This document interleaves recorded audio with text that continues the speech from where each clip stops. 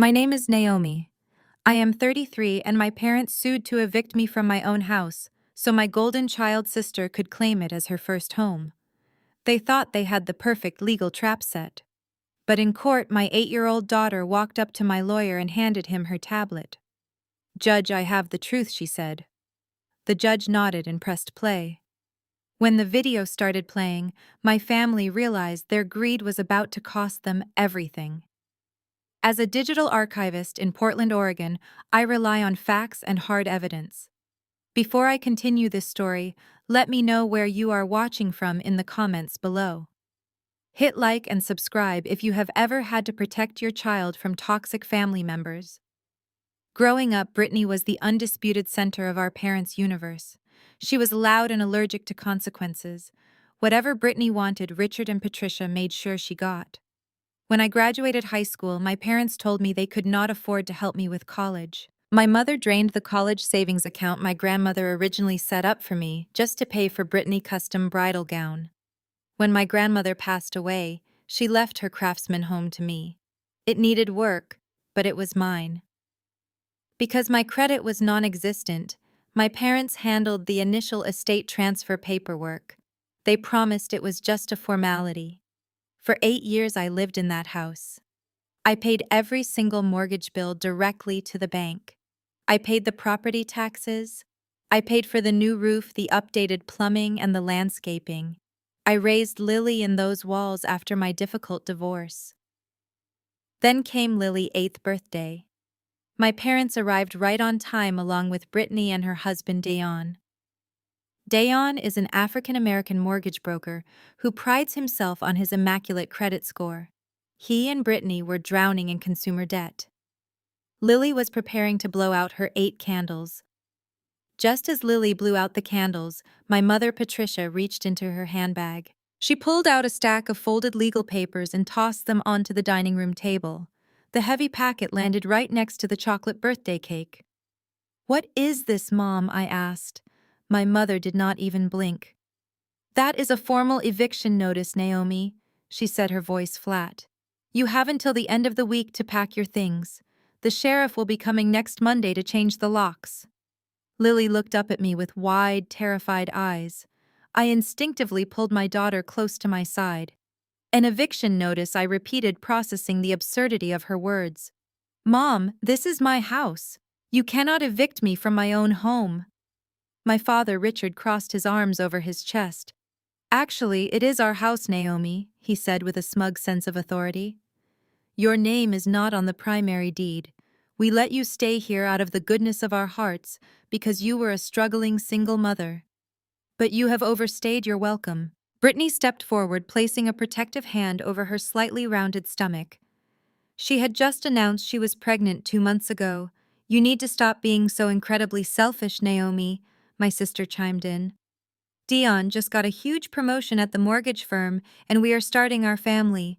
We need a 4-bedroom house in a good school district for our baby. You are divorced, and it is just you and Lily. You do not need all this space. We are taking the house so we can finally have a real family home." I stood there looking at the people who were supposed to love me. They chose my daughter's 8th birthday party to ambush me with legal papers, trying to throw a child out onto the street. I did not cry. My job trained me to look at raw data, to separate emotion from facts. I looked my mother directly in the eyes. "I have paid the property taxes, the mortgage, and every single maintenance bill on this craftsman house for 8 solid years," I said, my voice dangerously calm. "This is the home Grandma left to me. You think you can just march in here and steal it because Brittany cannot manage her credit card debt?" Patricia scoffed, waving her hand dismissively. "Do not speak to your sister that way. We are the legal owners. We have the right to do whatever we want with our property. Just like you had the right to drain my college fund to pay for Brittany's wedding in Hawaii," I countered, stepping toward her. "I paid for this house. Every single cent came out of my bank account. You are not taking my daughter home. You have until Monday," my father repeated, standing up and grabbing his coat.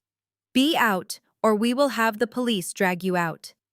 "Get out of my house," I commanded, pointing to the porch. All of you get out right now. Dayon shook his head, looking at me with pure condescension as he guided Brittany out the door. You should really read those papers, Naomi, he muttered. You have no legal standing here. My mother gave me one last cold glare before walking out into the evening air. As I slammed the door shut behind them, my hands finally began to shake. I looked down at the eviction notice on the table, feeling a massive wave of dread wash over me. They were ruthless enough to try this, but I knew my financial records were flawless. I gathered Lily into my arms and promised her nobody was going to take our home. But when I woke up the next morning, I realized my family had already set a much darker and more twisted plan into motion. One that went far beyond a simple eviction notice. I barely slept that night. The eviction notice my mother had casually tossed onto the dining room table sat on my kitchen island like a venomous snake waiting to strike. My mind raced through endless scenarios, analyzing every financial record and property tax receipt I had carefully filed away over the last 8 years. I knew my paperwork was flawless. I knew this house belonged to me. But I also knew my family was ruthless when they wanted something. I woke up at dawn, needing the crisp morning air to clear my head before Lily woke up for school. I threw on my heavy wool robe and stepped out onto the front porch to grab the morning newspaper. The moment my foot hit the welcome mat, I heard a sharp mechanical click behind me. I turned around and grabbed the brass handle of the heavy oak front door. It would not budge. I reached into my robe pocket, pulled out my house keys, and slid the familiar metal key into the lock. It refused to slide in. I jiggled it, pushing my weight against the solid wood, but the mechanism was entirely different. I crouched down and examined the fixture. The lock was completely brand new, shining with freshly polished brass, entirely unfamiliar to the key I had used every single day for nearly a decade. Before the panic could fully set in, a sleek silver SUV pulled into my driveway, the tires crunching loudly against the gravel. Dion stepped out first. He was wearing a sharp, custom-tailored suit, looking every bit the successful mortgage broker he constantly bragged about being. In his right hand, he held a thick manila folder. Brittany emerged from the passenger side a moment later. She immediately placed a manicured hand on her lower back and let out an exaggerated theatrical wince, rubbing a baby bump that was barely even visible yet. She looked at me standing on my own porch in my robe and shook her head with a heavy, dramatic sigh. "You are so incredibly selfish, Naomi." Brittany whined, her voice carrying sharply across the quiet suburban street. "Making us come all the way over here this early in the morning just to deal with your stubbornness. I am pregnant and my doctor says I am highly stressed. You are throwing a massive tantrum over a 4-bedroom house you do not even need as a single divorcee. It is honestly pathetic that you expect to hoard all this space while my growing family has to suffer. What did you do to my front door?" I demanded, my voice dangerously level. I refused to give them the satisfaction of seeing me lose my composure. Dion walked up the driveway with the unearned confidence of a man who believed he held all the winning cards. "I had a professional locksmith come by at dawn," he stated casually, tapping the heavy manila folder against his palm. "We figured you might try to barricade yourself inside after last night. As the legal owners of this property, we have every right to secure our investment. We are just protecting our assets." "This is my house, Dion," I said, stepping off the porch to meet him face to face on the walkway. "My grandmother left this property to me. I have paid the mortgage, the property taxes, and every single maintenance bill for 8 years. You cannot just sneak over here and change the locks on someone while they are sleeping inside. That is breaking and entering." Dion chuckled, a harsh, condescending sound that grated against my ears. He adjusted his expensive silk tie. "You really are delusional, Naomi. Or maybe your credit history is so terrible you have just lost your grip on financial reality entirely. I am a licensed mortgage broker. I deal with complex property laws and title transfers every single day. I know exactly what I am doing, and I assure you we hold all the power here." He opened the folder and pulled out a heavy legal document topped with a bright blue county recording stamp. He held it up right in front of my face so I could clearly read the bold black letters printed at the top of the page. Quitclaim deed. You signed away your rights to this house 3 months ago. Dion said, his tone dripping with arrogant authority. You legally transferred your entire interest in this property back to Richard and Patricia. And yesterday morning your parents officially gifted the property to Brittany. The deed is officially recorded with the county clerk. It is absolute public record. You do not own a single brick of this place anymore. My eyes darted over the paper. There at the bottom of the final page was my signature. It looked remarkably like my handwriting. The distinct loops, the specific slant of the letters, the precise pen pressure. It was an incredibly convincing match. Right next to it was a vibrant notary stamp, making it a legally binding government-recognized document. But I knew with absolute unshakable certainty that I had never signed that piece of paper. This is a forgery, I stated simply. I did not yell. I did not scream. My mind instantly shifted into my professional digital archivist mode, categorizing the threat and identifying the variables. I never signed this document. You and my parents forged my signature to steal my home. Brittany gasped loudly, putting on her best impression of a deeply wounded victim. How dare you accuse your own family of a crime? You signed it right in front of Mom and Dad because you knew you could not afford the upkeep on this place anymore. You literally begged them to take it back. Do not act crazy now just because you are jealous of my new baby and my successful marriage. I am not jealous of your mountain of credit card debt, Brittany. I shot back, watching her face instantly flush a deep, angry red. I am looking at a completely fabricated legal document.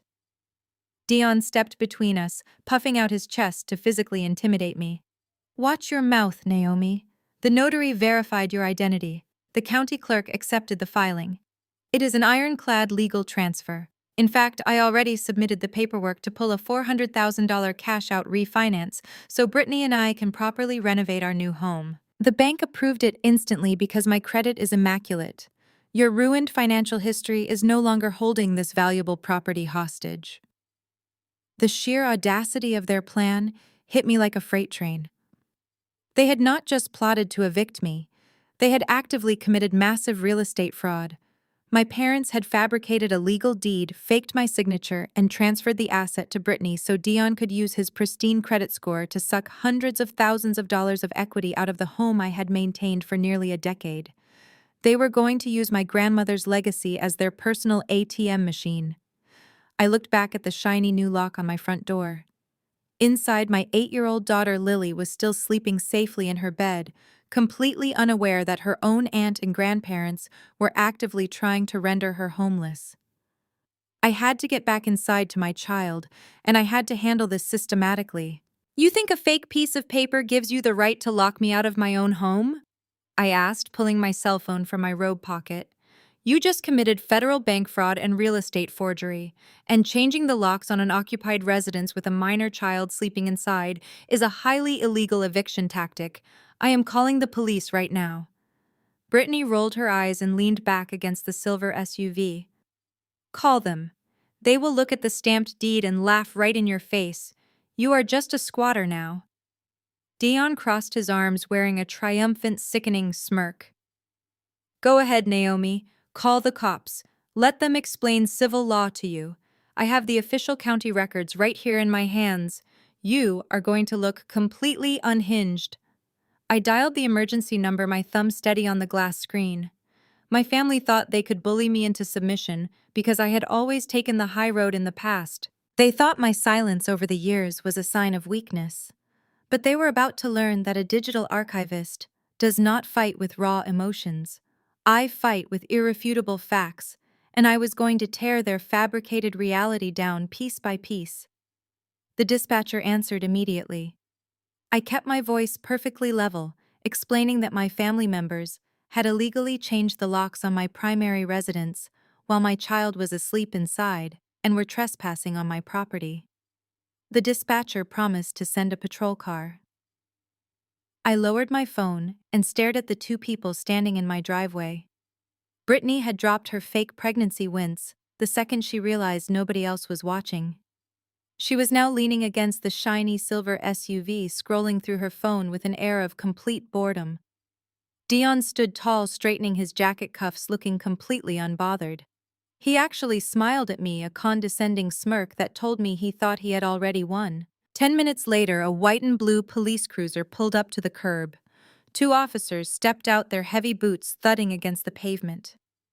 I immediately walked toward them, wrapping my wool robe tighter around myself against the morning chill. I concisely explained the situation to the lead officer, a tall man with a stern expression. I told him this was my home of 8 years, that my daughter was currently asleep inside, and that the people in the driveway had brought a locksmith at dawn to change the front door lock without my consent or any legal eviction notice. The officer nodded and turned his attention to Dion. Before the officer could even ask a question, Dion stepped forward with his manila folder, projecting an aura of absolute professionalism. He spoke to the police with the smooth, practiced cadence of a corporate executive. He introduced himself as a licensed mortgage broker and handed the officer the blue-stamped document. Dion calmly explained that there was a minor family dispute over the property, but that he and his wife were the legal documented owners.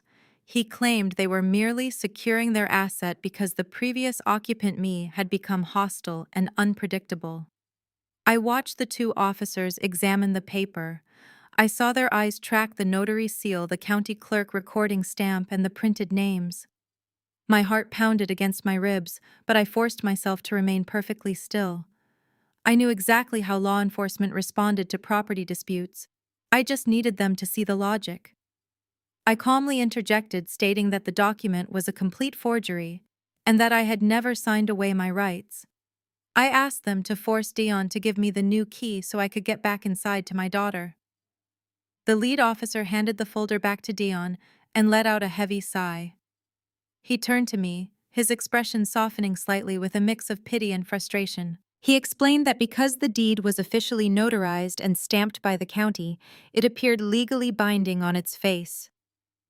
The police department did not have the authority or the forensic resources to determine if a signature was forged right here in a driveway. He said that since Dion possessed registered paperwork, proving ownership, changing the locks, was not technically a crime they could arrest him for today. I felt a cold knot tighten in my stomach.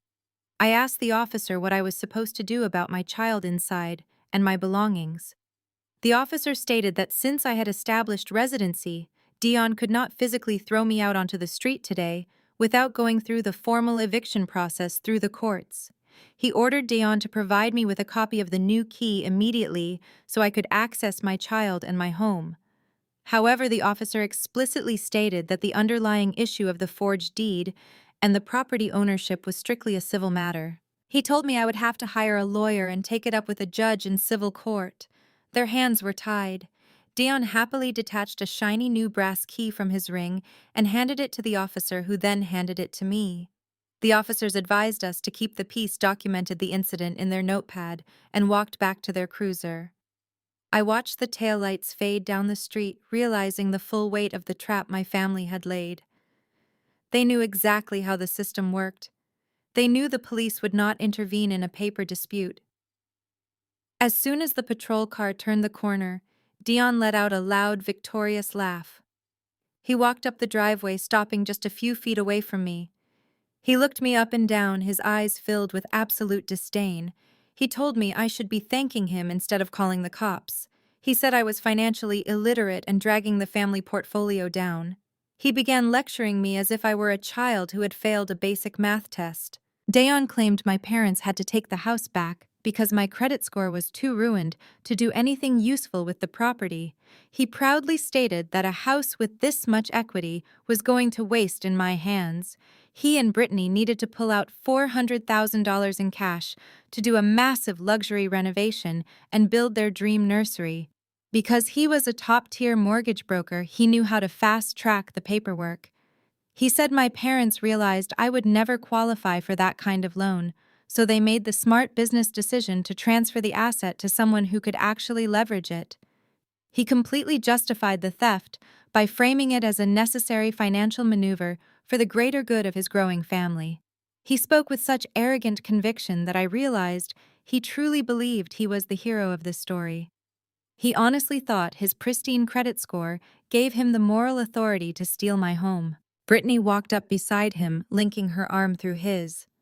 She sneered at me, saying I should start packing my cheap furniture before the sheriff actually came to throw my boxes on the lawn. They turned around and climbed back into their expensive SUV, leaving me standing alone on the cold walkway. I gripped the new brass key in my hand so tightly that the metal dug into my palm. They had legally cornered me using the very system I trusted against me. They had manipulated the county records, fooled the police, and paved the way to extract nearly $500,000 of my hard-earned equity. I turned around and unlocked my front door, stepping into the quiet warmth of the hallway. I could hear Lily breathing softly in her room upstairs. I walked into my home office and booted up my computer network. Dion thought his mortgage license and his arrogant financial logic made him untouchable, but he had just declared war on a digital archivist, and he had no idea the kind of digital footprint he had just stepped into. I was going to tear his pristine reputation to shreds. I locked the new brass deadbolt and leaned my forehead against the heavy oak wood. The silence of the house pressed in on me, suffocating and thick. I took a slow, deep breath to steady my racing heart before walking up the stairs. I cracked open Lily's bedroom door. She was still fast asleep, clutching her stuffed elephant, her chest rising and falling in a peaceful rhythm. She had no idea the foundation of her world was under a massive coordinated siege. I closed her door silently and walked down the hall to my home office. The glow of my dual monitors illuminated the dark room. I sat down in my ergonomic chair and stared at the blank screens. My family had spent months plotting this exact moment. They had gathered my personal information, fabricated a complex legal document, secured a corrupt or careless notary, filed it with the county clerk, and initiated a massive cash-out refinance. This was not a spur-of-the-moment decision born of desperation. This was a calculated, premeditated financial assassination. My cell phone vibrated on the desk, shattering the quiet of the room. The caller ID flashed my father's name. Richard. I stared at the glowing screen. A small, irrational part of me, the inner child who still foolishly hoped for parental protection, wanted to believe he was calling to apologize. I wanted him to say this was a massive misunderstanding or a terrible joke gone too far. But the digital archivist in me knew better. Data did not lie. The forged signature was real. The lock on my door was real. I tapped the green accept button and lifted the phone to my ear. I did not say hello. I just waited. "I heard you made quite the scene this morning," Richard said. His voice was smooth-cultured and entirely devoid of warmth. It was the exact tone he used when firing employees or intimidating contractors. "Dion told me you called the police." "That was a very foolish move, Naomi. You are embarrassing yourself, and you are embarrassing this family." "You forged my signature on a quitclaim deed, Dad," I stated, keeping my tone completely flat and devoid of the hysteria he wanted. "You stole my house to fund Brittany's lifestyle." Richard let out a short, dismissive breath.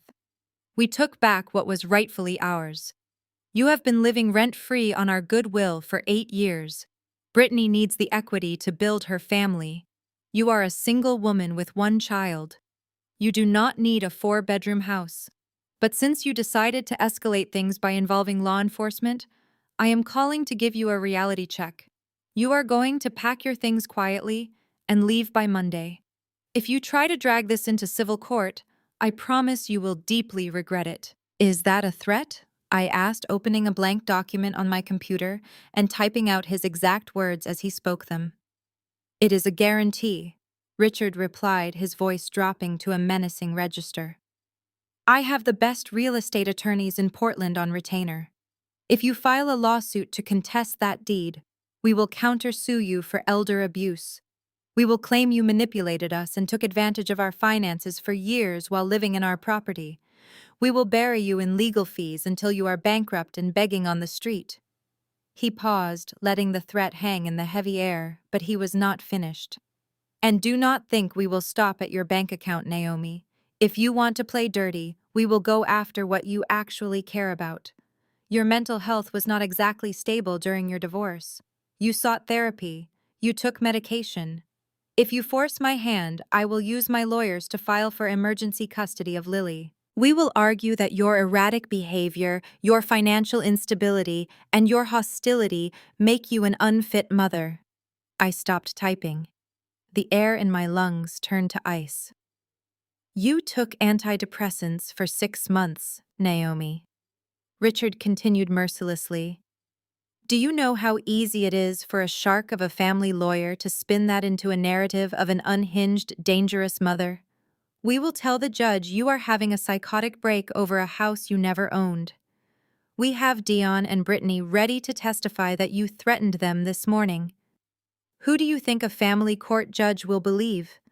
A wealthy, stable set of grandparents and a successful mortgage broker, or a broke single mother crying about a forged document she cannot prove is fake?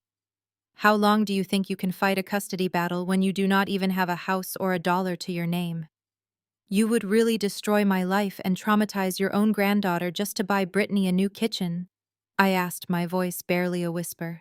We are doing what is best for the family portfolio, Richard corrected coldly. Do not fight us, Naomi. You will lose. Be out by Monday. The line went dead. I lowered the phone slowly, setting it face down on the desk. My hands were shaking so violently I had to grip the armrests of my chair to keep from falling. A suffocating wave of pure panic threatened to pull me under. They had the money, they had the lawyers, they had the forged county records, they had Dion's mortgage industry connections. I was a single mother fighting a cartel of narcissists who shared my bloodline, and they were willing to steal my child to cover up their felony. But as the panic crested, it broke against the solid, unyielding wall of my professional training. I am a digital archivist. I organize, secure, and preserve data for a living.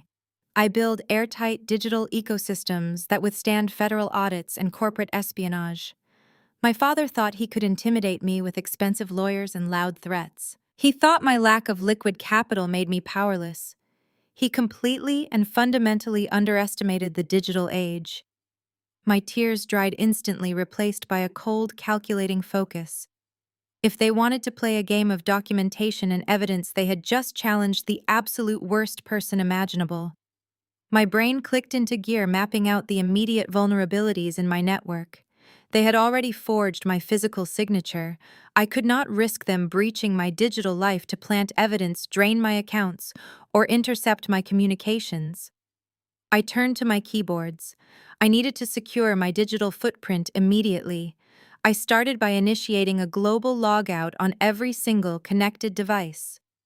I changed my master passwords, activated hardware security keys, and locked down my cloud storage. I placed a hard freeze on my social security number across all 3 major credit bureaus to stop Dion from accessing my financial history again. I pulled up my financial portals and changed my banking password, setting up 2-factor authentication using a physical token rather than SMS, knowing Dion had enough of my personal information to potentially spoof my phone number. I rerouted all my personal and work emails through an encrypted server. I logged into my daughter's school portal and locked down her emergency contact list, explicitly removing Richard, Patricia, and Brittany so they could not attempt to pick her up under false pretenses. I scrubbed my social media accounts, making everything completely private so Brittany could not harvest photos or posts to twist into her false narrative. The battle lines were officially drawn. They had the physical paper, but I was about to control the data. My fingers flew across the keyboard, executing the security protocols I had perfected over years of corporate archival work. While I was locking down my digital life, my sister was launching an assault on the front end. My phone began to vibrate endlessly. Notifications flooded the lock screen. It was not just text messages. It was a synchronized barrage of Facebook tags, Instagram mentions, and direct messages. I opened my social feeds. Brittany had wasted absolutely no time.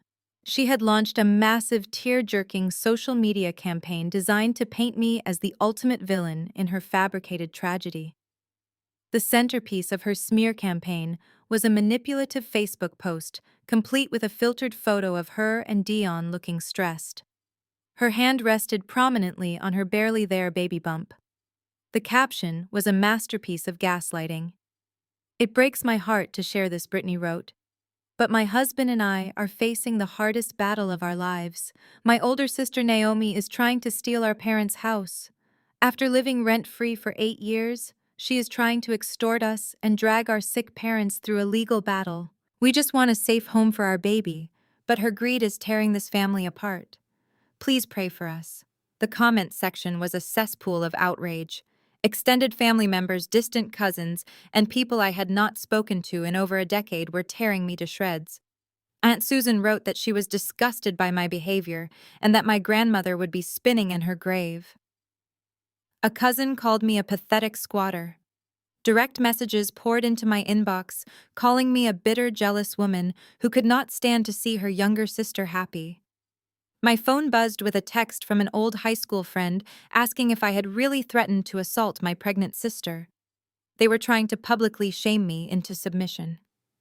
A few years ago, the sheer volume of hate would have crushed me. I would have drafted a dozen defensive responses, begging them to believe me over the golden child. But the woman who used to cry over their conditional love was gone. I simply muted the notifications, turned off my phone, and tossed it into my desk drawer. I did not care what Aunt Susan or a bunch of gullible cousins thought. I only cared about the legal and financial reality of the situation. Dion had bragged about pulling a $400,000 cash-out refinance. He assumed my credit was too ruined to matter. What my family did not know was that over the last 8 years, I had meticulously rebuilt my financial standing. I had zero debt and an exceptional credit score. Dion was relying on my parents' fake deed to push the loan through, but any major underwriter would cross-reference the property previous title holder. I logged directly into the portals of Equifax, Experian, and TransUnion. With a few swift clicks, I placed a hard security freeze on my entire credit profile. I initiated a secondary fraud alert, explicitly stating that my identity and property records were compromised by known family members. Any bank attempting to process a loan tied to my name or my home address would immediately hit a massive red stop sign. The cash-out refinance was officially paralyzed.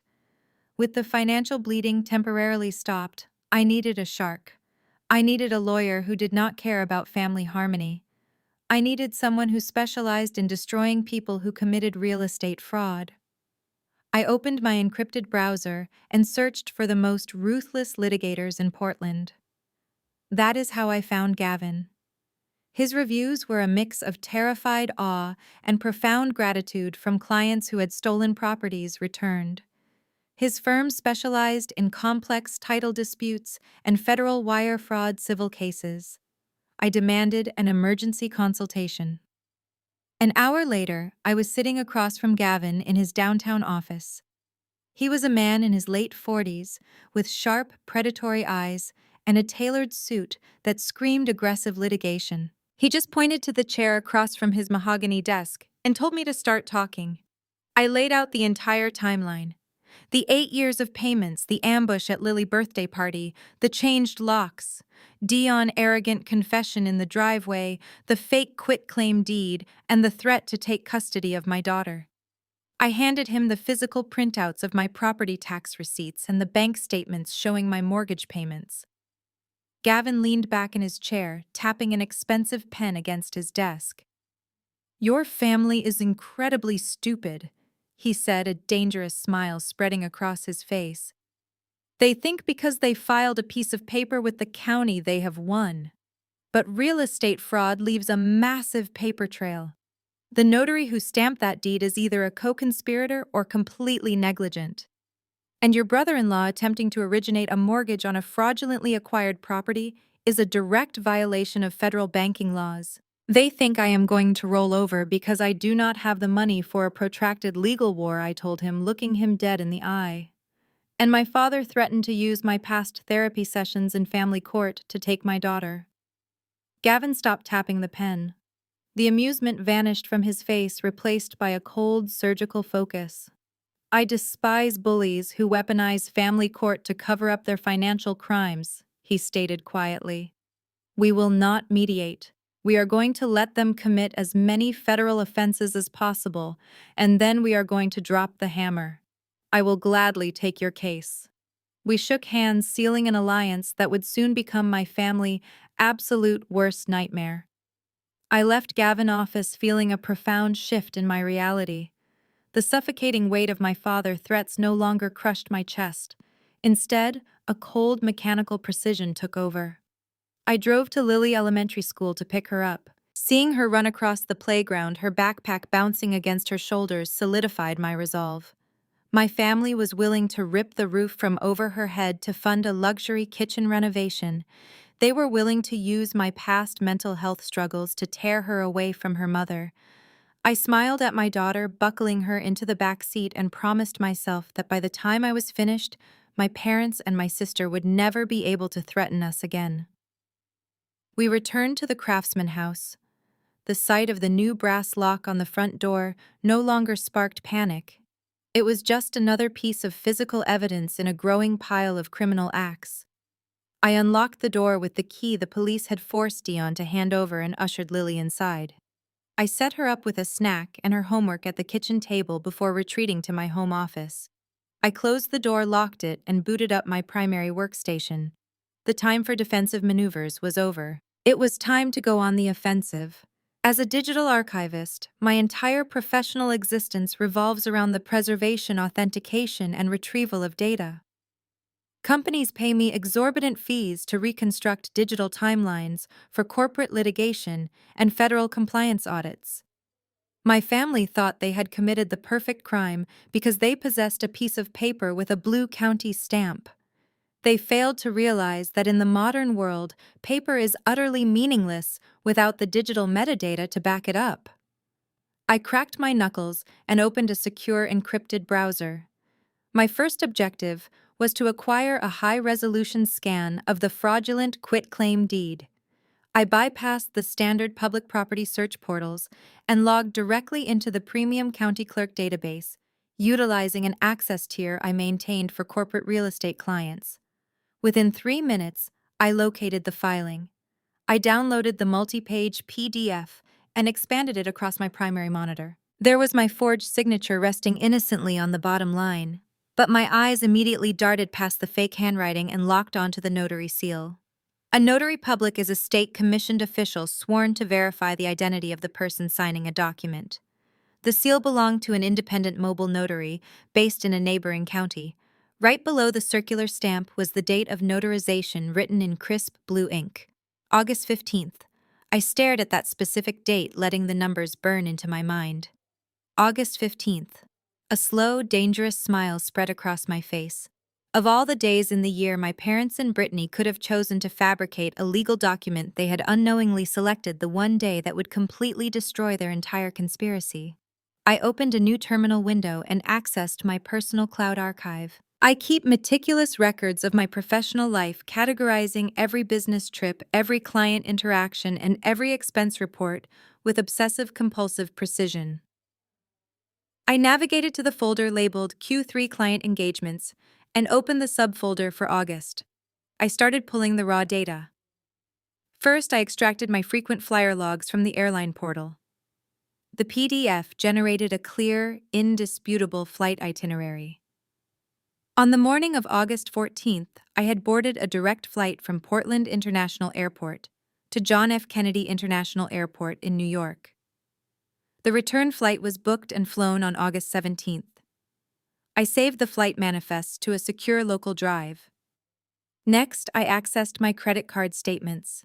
The transactional data painted a vivid geographical map of my movements. On August 15th, the exact day I was supposedly sitting in a living room in Oregon, signing away my house to my parents, my physical credit card was being swiped 3,000 miles away. There was a charge for a latte at a Manhattan coffee shop at 8 in the morning, a charge for a cab ride down Fifth Avenue at noon, and a significant charge for a 2-night stay at a boutique hotel in Brooklyn. I downloaded the detailed hotel folio, which included my physical signature at check-in and the electronic keycard logs showing exactly when I entered and exited my room. But credit card receipts and flight logs were just circumstantial evidence in the eyes of a desperate defense attorney.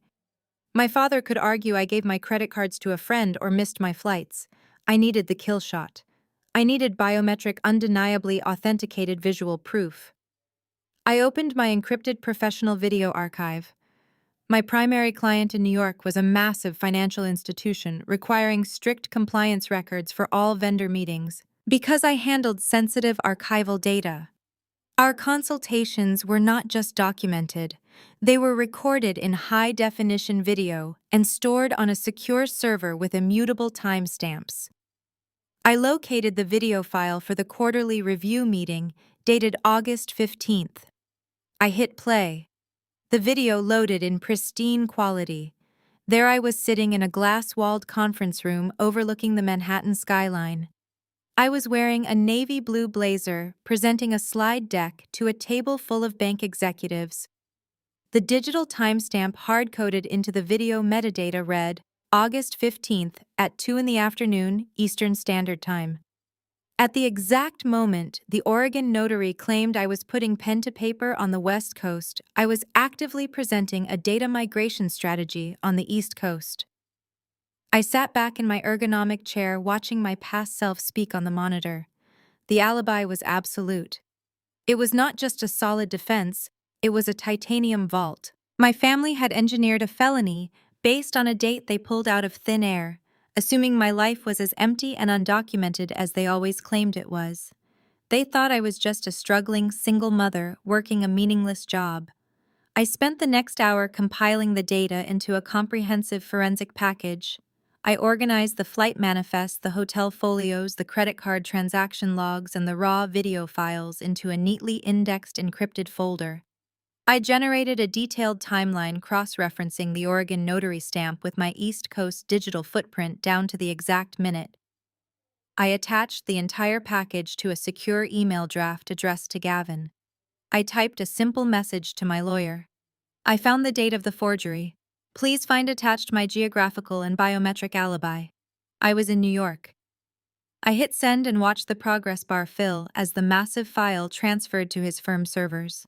I closed the laptop and walked over to the window looking out at the quiet suburban street. Dion thought his pristine credit score and his tailored suits made him the smartest man in the room. Brittany thought her golden child status made her untouchable. Richard and Patricia thought their wealth and expensive lawyers could bully me into submission. They were all about to find out what happens when you try to digitally erase a woman who archives reality for a living. The next morning, I woke up with a singular focus. The digital trap was fully operational, but I needed to plant a psychological seed in the real world. I knew Dion's routine. Every Tuesday and Thursday, he stopped at an upscale artisanal coffee shop in the Pearl District before heading into his mortgage brokerage firm. He liked the place because it was expensive and filled with corporate executives. It was the perfect stage for the performance I was about to deliver. I dressed carefully for the occasion. I chose a slightly wrinkled beige trench coat and tied my hair back into a messy bun. I applied just a touch less concealer under my eyes than usual, allowing the natural shadows of exhaustion to show through.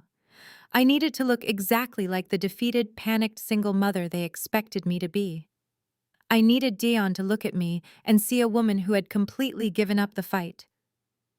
I arrived at the coffee shop 20 minutes before his usual time and ordered a black coffee. I sat at a small corner table that gave me a clear view of the entrance. I pulled out a notepad and began scribbling aimless numbers and lists, making it look like I was frantically trying to calculate moving costs and apartment deposits. Right on schedule, the bell above the door chimed.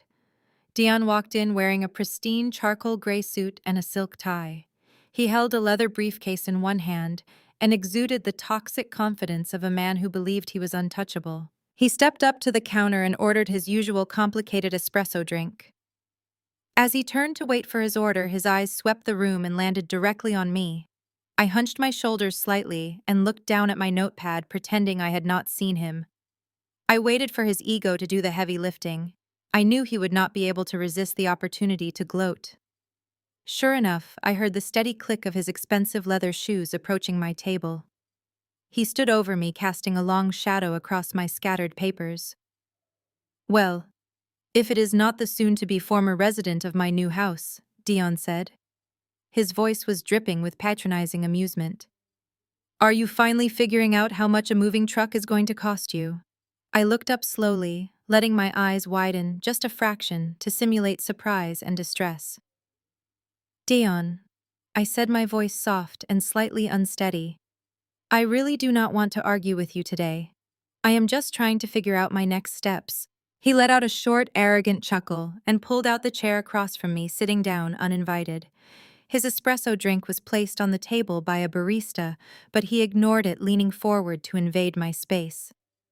There is no argument to be had, Naomi, he stated proudly. The paperwork is finalized. The loan is locked. Brittany and I are getting $400,000 funded directly into our joint account by Friday. The contractors are already scheduled to tear out that ugly kitchen you put in. You really should have managed your credit better. Then maybe you could have leveraged the property yourself instead of forcing your parents to step in and save the asset. I took a shaky breath and looked down at my hands. You are really going through with the cash-out refinance? I asked, sounding small and completely defeated. You are actually submitting that quitclaim deed to the bank underwriting department. Dion smiled a bright, predatory grin. It is already submitted. It sailed through automated underwriting yesterday. Like I told you in the driveway, my financial profile is flawless. The bank took one look at my income and the newly recorded deed and greenlit the cash. That is how the real world works, Naomi. I let a heavy silence hang between us for a long moment. I picked up my coffee cup, took a slow sip, and then set it back down. When I looked back up at Dion, I let the mask of the defeated victim slip just a fraction. I spoke to a lawyer yesterday, I said quietly. Dion rolled his eyes and sighed. I told you your father has the best real estate attorneys in the state. A public defender or some cheap strip mall lawyer is not going to save you from a legal eviction. You are just wasting whatever little money you have left. He is not an eviction lawyer, I replied, my tone shifting from unsteady to conversational. He is a federal defense attorney. I just wanted a free consultation to understand how the property transfer process works because I was so confused about the signature on that deed. Dion stiffened slightly, but maintained his smirk. And what did this supposed expert tell you? He told me some very interesting things about federal banking regulations, I said, leaning forward slightly, mirroring his posture. He explained that a quitclaim deed is a legal instrument, but if the signature on that instrument is forged, it instantly becomes a fraudulent document. Dion laughed, but the sound was sharp and unnatural. We watched you sign it, Naomi. Your parents will testify to that. I ignored his interruption and continued, my voice dropping to a calm, analytical register. My lawyer explained that forging a deed is a state-level crime. It is a serious felony, but it usually stays local. However, he said the moment someone takes that forged deed and transmits it electronically to a federally insured bank to secure a mortgage loan, the crime upgrades significantly. I watched Dion's eyes dart down to the table and back up to my face. Submitting a fraudulent title to extract equity from a bank is a direct violation of Title 18 United States Code, Section 1344. I recited perfectly, committing the statute to memory. It is federal bank fraud, and since the loan documents were transmitted across state lines to the bank headquarters, it also triggers Title 18 Section 1343, which is federal wire fraud. Dion's jaw clenched. You have no proof of anything. You are just spouting legal jargon to scare me. I smiled a small, cold smile. The interesting thing about federal wire fraud, Dion, is that the FBI does not care who actually forged the signature. They care who originated the fraudulent loan. My lawyer told me that if a licensed mortgage broker uses his professional credentials to push through a fraudulent $400,000 cash-out refinance, he is the primary target for the federal indictment. The penalties are up to 30 years in federal prison and a $1 million fine, plus the immediate and permanent revocation of all financial licenses. Dion did not say a word. The arrogant smirk had completely vanished from his face. I picked up my pen and began packing my notes into my bag. I am sure you did your due diligence, Dion, I said, standing up from the table. I am sure as a licensed professional, you personally verified that the signature on that deed was authentic before you staked your entire career, your freedom, and your unblemished credit score on a federal loan application. Because if Brittany or my parents handed you a forged document and you submitted it to the bank, they just turned you into the primary suspect in a massive federal felony. I slung my bag over my shoulder and looked down at him. The transformation was absolute. The color had completely drained from his face, leaving his skin a sickly ashen gray. A fine sheen of sweat had broken out across his forehead. His eyes were wide fixed on a spot on the table as his mind rapidly calculated the catastrophic legal exposure I had just outlined. His hands resting on the table were visibly trembling. "Enjoy the kitchen renovation, Dion," I said quietly. "I hope it is worth it." I turned and walked out of the coffee shop, leaving him sitting frozen at the table. The bell above the door chimed cheerfully behind me. I stepped out into the cool Portland air, feeling a surge of pure adrenaline. The seed was planted. Dan was a man obsessed with his professional standing and his financial security. He was now sitting with the horrifying realization that his wife and his in-laws might have just strapped a federal ticking time bomb to his back. The paranoia would eat him alive, and the alliance between the thieves was about to fracture. I knew Dion would immediately rush back to his office and frantically review the loan file. He would scrutinize the signature on the quitclaim deed with fresh, terrified eyes. He would look at the notary stamp and suddenly realize he had never actually spoken to the person who supposedly verified my identity. But I also knew my sister. Brittany had spent her entire 30 years of life getting exactly what she wanted, exactly when she wanted it. She was a master manipulator who could twist any situation into a narrative where she was the victim. If Dion tried to pause the $400,000 cash-out refinance to investigate my claims, Brittany would unleash a hurricane of emotional abuse. She would accuse him of ruining their family, of stressing out her unborn baby, and of siding with her crazy, bitter sister. My prediction was flawlessly accurate. Over the next 48 hours, the digital alerts I had set up on my locked credit profile showed frantic automated pings. Dion was clearly hesitating, but Brittany was not. She had zero concept of federal banking regulations or the severity of wire fraud. She only understood that a massive pile of free money was sitting just out of reach. Somehow she bullied him into submission. Perhaps she threatened to leave him. Perhaps my parents stepped in and assured Dion that I was just making empty threats to scare him. Whatever toxic leverage they used, it worked. The loan origination status shifted from pending to funded. The bank transferred $400,000 of stolen equity directly into their joint checking account. The immediate aftermath of the wire transfer was a masterclass in financial recklessness. I did not even have to look hard to find out how Brittany was spending the stolen funds. She broadcast her crimes across every social media platform available. On Saturday morning, my phone buzzed with an alert from a mutual acquaintance who had screenshotted Brittany's latest Instagram post. There was my sister standing in the pristine showroom of a luxury European car dealership in downtown Portland.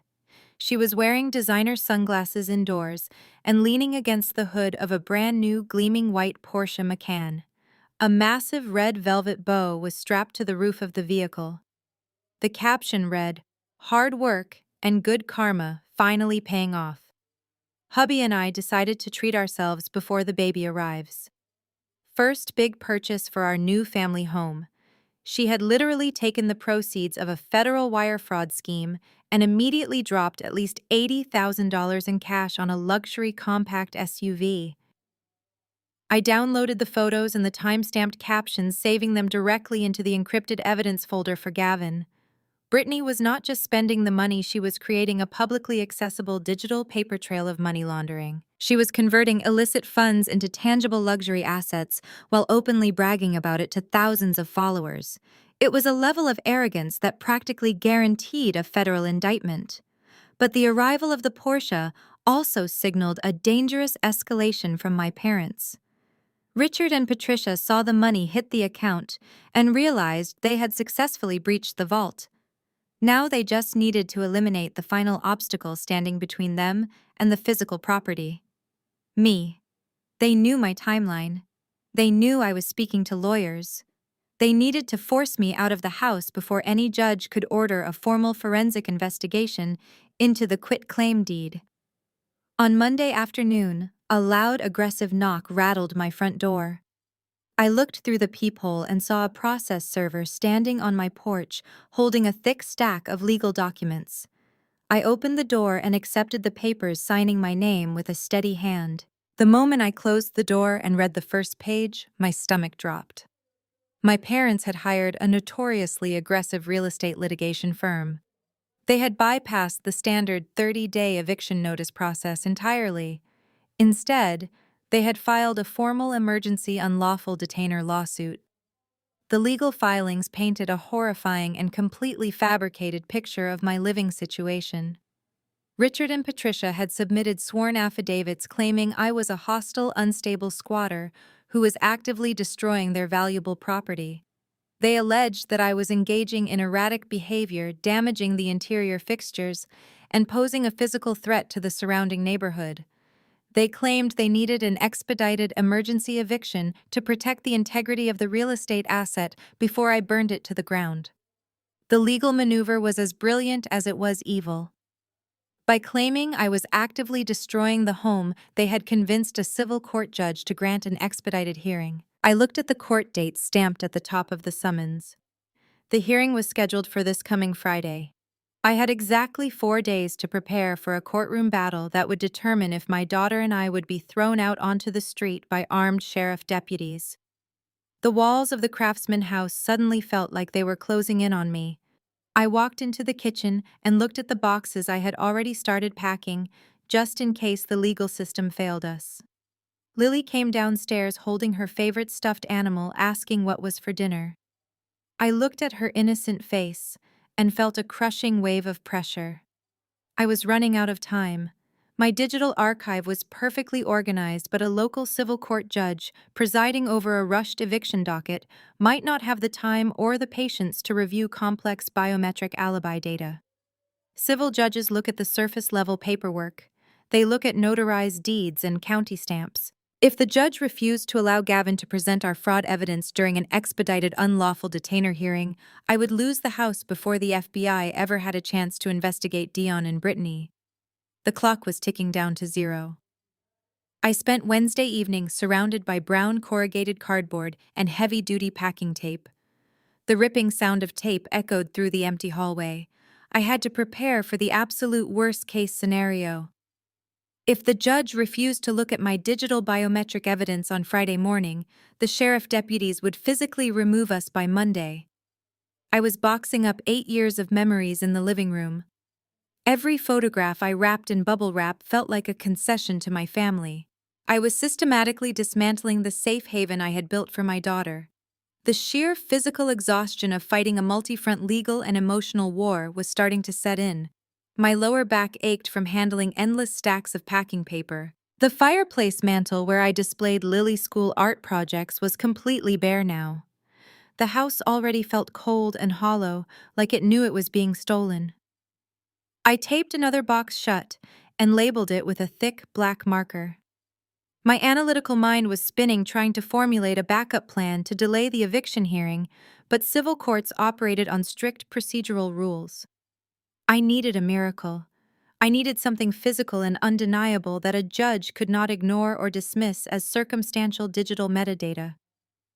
I felt a gentle tug on the hem of my sweater. I turned and looked down. Lily was standing there in her oversized pajamas. She held her silver tablet tightly against her chest. Her expression was serious, displaying that intense focus she always got when she was trying to solve a puzzle. I forced a reassuring smile and knelt down to her eye level, wiping the dust from my hands onto my jeans. I asked her if she was supposed to be asleep. Lily shook her head, her dark curls falling over her shoulders. She held the tablet out toward me, pushing it directly into my hands. She looked up at me with bright, innocent eyes. Mommy, I forgot to turn off my camera when Auntie Brittany was here last time, she said, her voice quiet and steady. I frowned slightly, taking the device from her small hands. I asked her what she meant. Lily pointed to the dark screen. I was making a video for my channel about organizing my bookshelf, she explained. I put my tablet way up high on the top shelf so I could see the whole living room. But then Grandma and Grandpa came over with Auntie Brittany, and they sent me upstairs to play in my room. I left it recording up there. I never deleted it because the file was too big, and it made my storage full. My heart performed a violent stutter step in my chest. My professional instincts instantly flared to life. I stood up slowly, gripping the cold metal edges of the tablet. I asked Lily exactly when this happened, trying to keep the sudden desperate hope out of my voice. She scrunched up her nose, thinking hard. It was right before school started, she said. It was still summer, 3 months ago. I sent Lily back to bed, promising her everything was going to be absolutely fine. The moment her bedroom door clicked shut, I rushed straight into my home office and plugged the tablet directly into my primary workstation. I bypassed the standard interface and accessed the root file directory. As a digital archivist, handling massive data files is my specialty. I navigated to the hidden media cache and sorted the raw video files by date and file size. There it was. A massive unbroken video file sitting at the very bottom of the directory. It was nearly 20 gigabytes in size. The creation date stamped on the file metadata was August 15th. It was August 15th, the exact date stamped on the forged quitclaim deed by the Oregon notary. The exact day I was 3,000 miles away in a Manhattan conference room presenting a slide deck. I pulled the massive video file from the tablet and securely duplicated it onto my encrypted external hard drive before opening the raw footage in my professional media player. I took a breath and finally hit play. The video blossomed across my high-definition monitor. Because Lily had used the rear-facing camera on her newer tablet, the footage was captured in pristine, perfect 4K resolution. The angle was absolutely flawless. She had propped the device on the very top of the built-in wooden bookshelves, nestled discreetly between two large encyclopedias.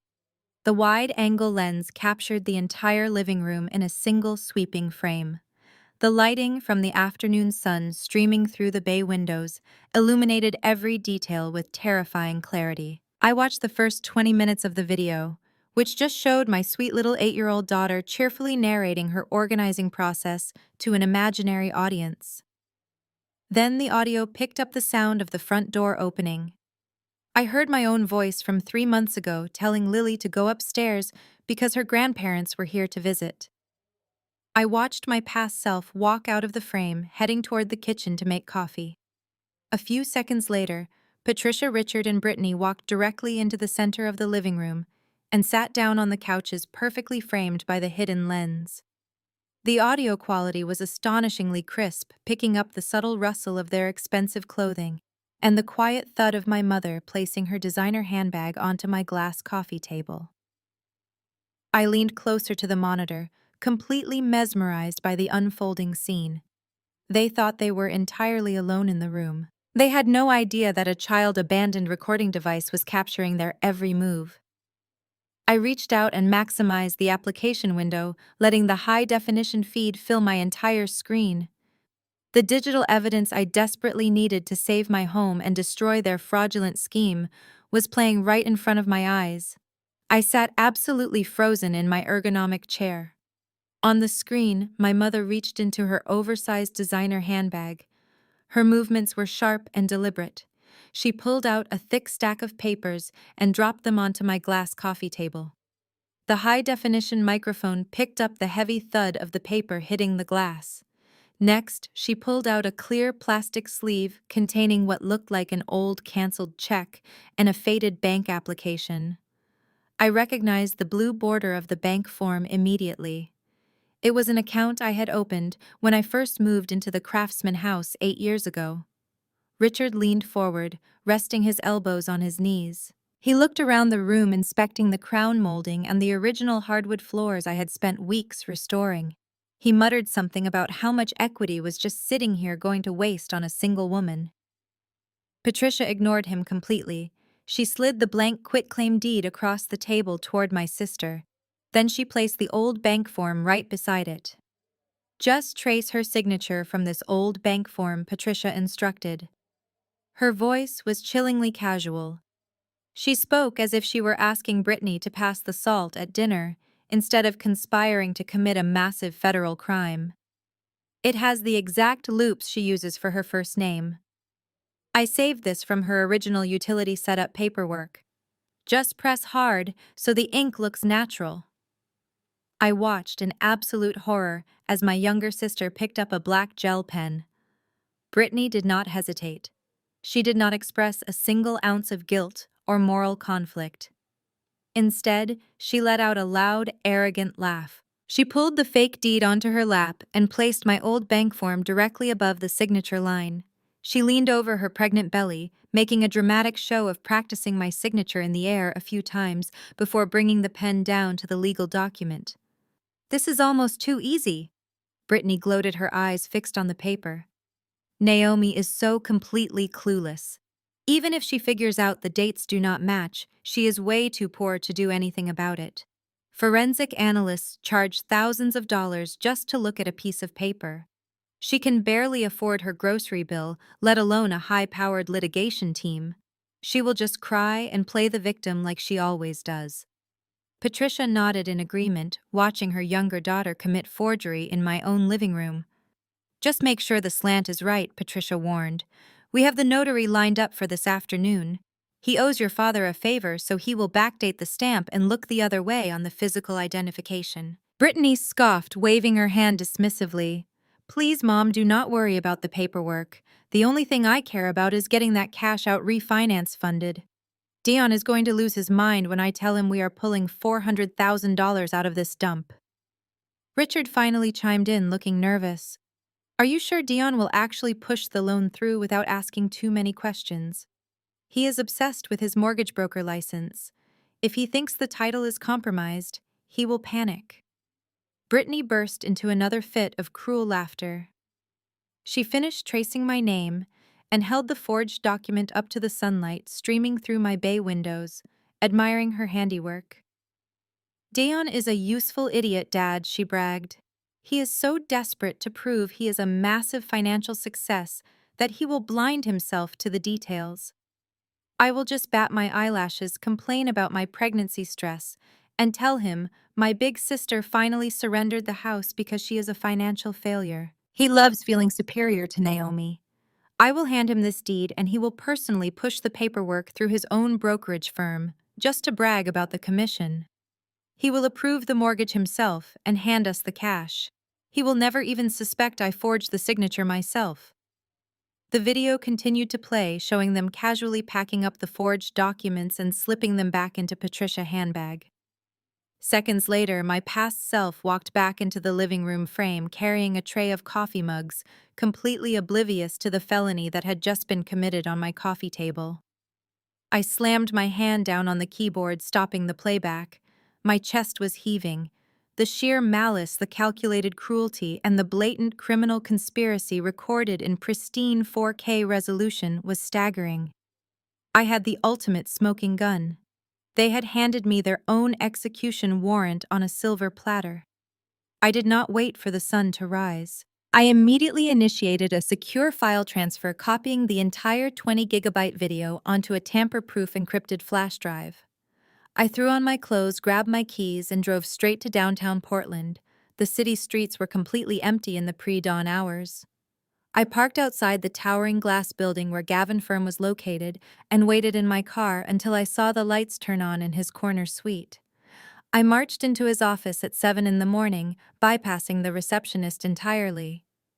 Gavin looked up from his mahogany desk, surprised by my sudden intrusion. I did not say a word. I simply walked over, dropped the encrypted flash drive onto his desk, and told him to plug it in. Gavin raised an eyebrow but followed my instructions. I typed in the decryption password and opened the media file. I fast-forwarded to the exact timestamp and let the video play. I watched Gavin's face as the footage rolled.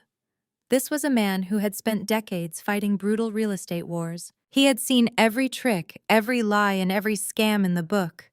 But as Patricia instructed Brittany to trace the signature and as Brittany openly bragged about tricking her mortgage broker husband Gavin, eyes widened. The ambient noise of the city outside faded away completely, replaced by the crisp audio of my family committing federal wire fraud. When the video finished playing, a heavy silence filled the executive office.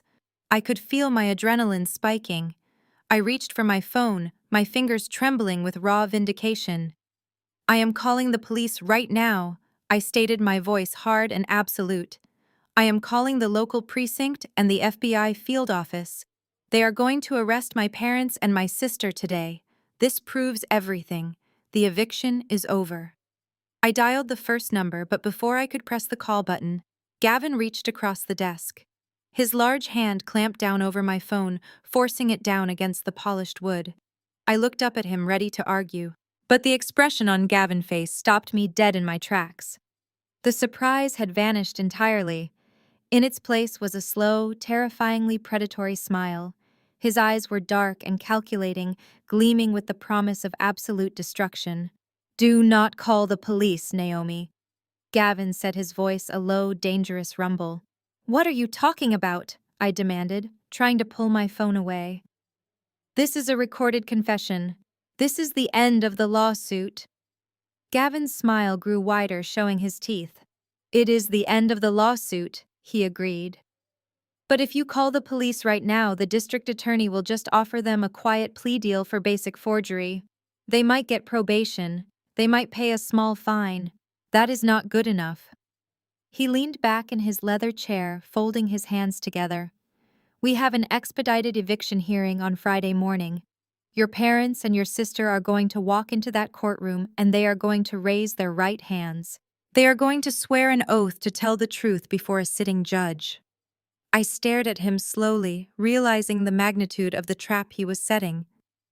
"If we show the police now, they go to jail for forgery," Gavin explained, his tone chillingly precise. "But if we let them take the stand on Friday, and we let them swear under oath that they watched you sign that document willingly, they commit felony perjury. They lie to a judge, and when we play this video in open court, they will not just face forgery charges. They will face years in federal prison for perjury, wire fraud, and conspiracy. We are not just going to win Naomi. We are going to let them dig their own graves, and then we are going to bury them alive." I sat back in my chair, the adrenaline slowly draining from my system, replaced by a deep, icy resolve. I looked at Gavin. His eyes were locked onto the paused frame of the video, studying the exact posture of my mother as she handed the blank deed to my sister. He was no longer just a real estate attorney. He was a predator analyzing his prey, calculating the absolute most devastating angle of attack. I asked him to explain the exact mechanics of his plan. I needed to understand every single legal variable. If I was going to hold on to this evidence and walk into a courtroom facing an expedited eviction, I needed to know the net was inescapable. Gavin leaned forward, placing his elbows on the polished mahogany desk. He spoke with the clinical precision of a surgeon. "If you call the police right now," he began, "a detective will drive over to your parents' house. They will knock on the door and ask a few questions. Your father, being a wealthy man with connections, will immediately invoke his right to remain silent and call a high-priced defense attorney. The defense attorney will stall. They will claim the video is a deepfake. They will claim it was a misunderstanding or a joke taken out of context. The district attorney, who is already overworked and dealing with violent crimes, might look at this as a messy family dispute. They might offer a plea deal, a slap on the wrist, a fine, probation. Brittany might not even see the inside of a jail cell because she is pregnant and claims it was a first-time offense. I felt a flash of anger at the thought of them getting away with a slap on the wrist. I told Gavin that was completely unacceptable. They were trying to render my daughter homeless. They were perfectly willing to use my past medical history to steal custody of Lily. A fine and probation would be an insult. Gavin nodded, raising a hand to pause my frustration. "Exactly," he said. "That is why we do not involve the police today. We let the civil system do the heavy lifting for the criminal system. Your parents filed an emergency unlawful detainer lawsuit to evict you. To win that lawsuit, they cannot just file paperwork. They have to prove to a judge that they are the rightful owners of the property and that you are occupying it illegally. Because you are contesting the eviction, the judge will require a hearing. He tapped the flash drive sitting on his desk. This Friday, your parents and your sister will walk into that courtroom dressed in their best clothes. They will sit at the plaintiff table and look at you with absolute contempt. And then the judge will ask them to take the stand. They will place their hand on a Bible. They will swear an oath to tell the truth, the whole truth, and nothing but the truth. And then, because their entire eviction case relies on this forged quitclaim deed, they will look the judge in the eye and state for the official court record that they witnessed you signing that document. A cold shiver ran down my spine as I visualized the scene. They were so arrogant, so deeply convinced of their own superiority, that they would not hesitate to lie to a judge. They believed I was completely powerless. The moment they tell that lie under oath, Gavin continued, his voice dropping an octave, they commit felony perjury. Perjury in a sworn judicial proceeding is not a slap on the wrist. It is a direct assault on the integrity of the court. Judges take it personally. But we are not just going to catch them in a lie. We are going to expose a massive federal conspiracy right in front of the bench. I asked him how Dion fit into this trap. Dion was not in the video. He was not in the living room when Brittany traced my signature. Brittany had even bragged on camera about tricking him. Gavin smiled, and it was a terrifying expression. Dion is a licensed mortgage broker. He is bound by strict federal compliance laws. When he processed that $400,000 cash-out refinance, he certified to a federally insured bank that the title was clear and the transaction was legitimate. He used his professional license to wire illicit funds across state lines. Even if Brittany tricked him, Dion rushed the paperwork through his own brokerage without doing basic due diligence. The moment this video plays in open court, Dion will realize his wife just implicated him in federal wire fraud. His license will be suspended immediately. The FBI will seize his bank accounts. His precious credit score and his entire career will be atomized in a matter of seconds. And because he is so obsessed with his reputation, he will instantly turn on your sister to save himself.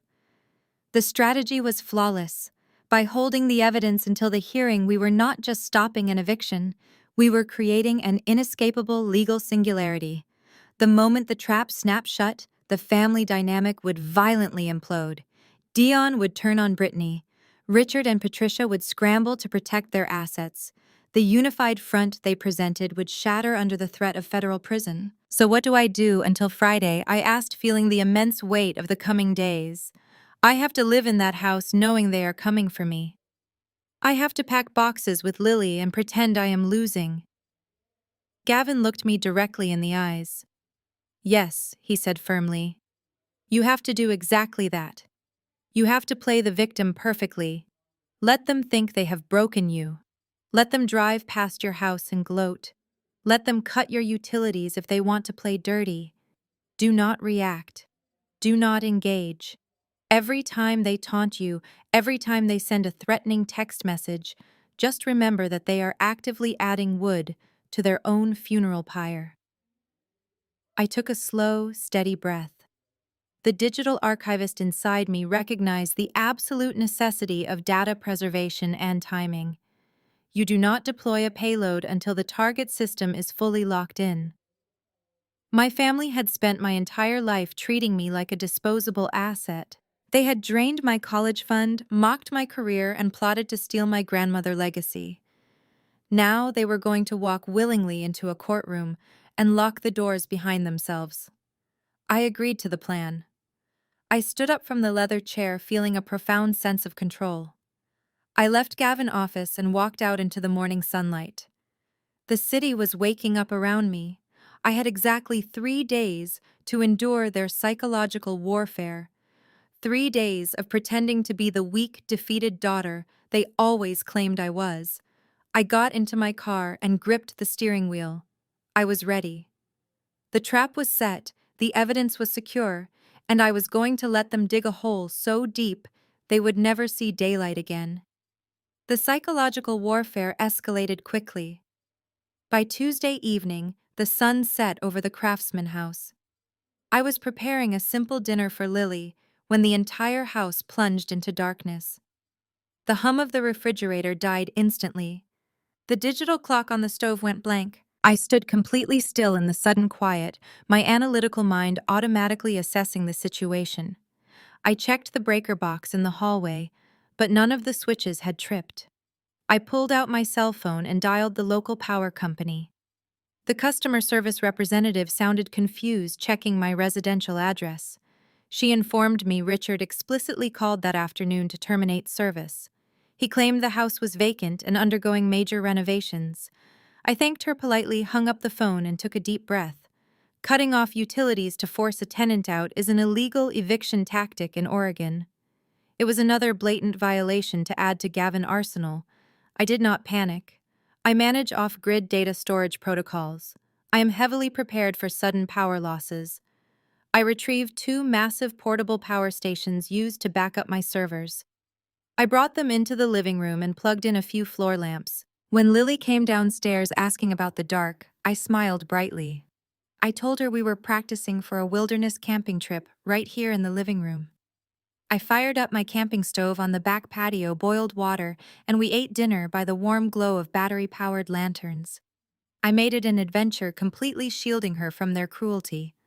By Wednesday morning, they cut the water supply. I turned on the kitchen faucet and nothing came out but a hollow, sputtering hiss.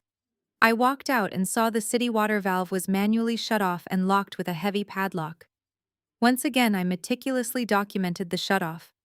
I took time-stamped photographs of the locked valve and sent them to Gavin.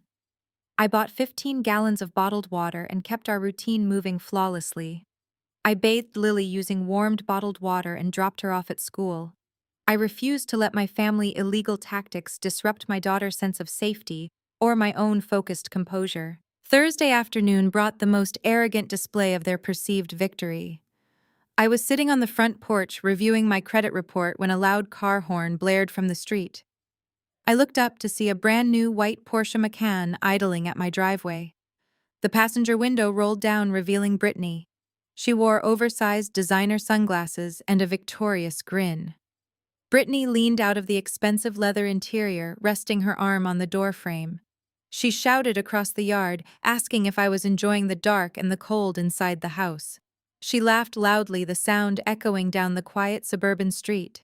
She told me I should just give up and pack my trash into garbage bags before the sheriff had to drag me out by my hair next week. She proudly patted the dashboard of her new luxury vehicle, bragging that my stubbornness was not going to stop her from enjoying her new wealthy life. She yelled that Dion already scheduled the demolition crew to tear down the walls the second I was gone. I sat perfectly still on the porch chair. I did not yell back. I did not cry.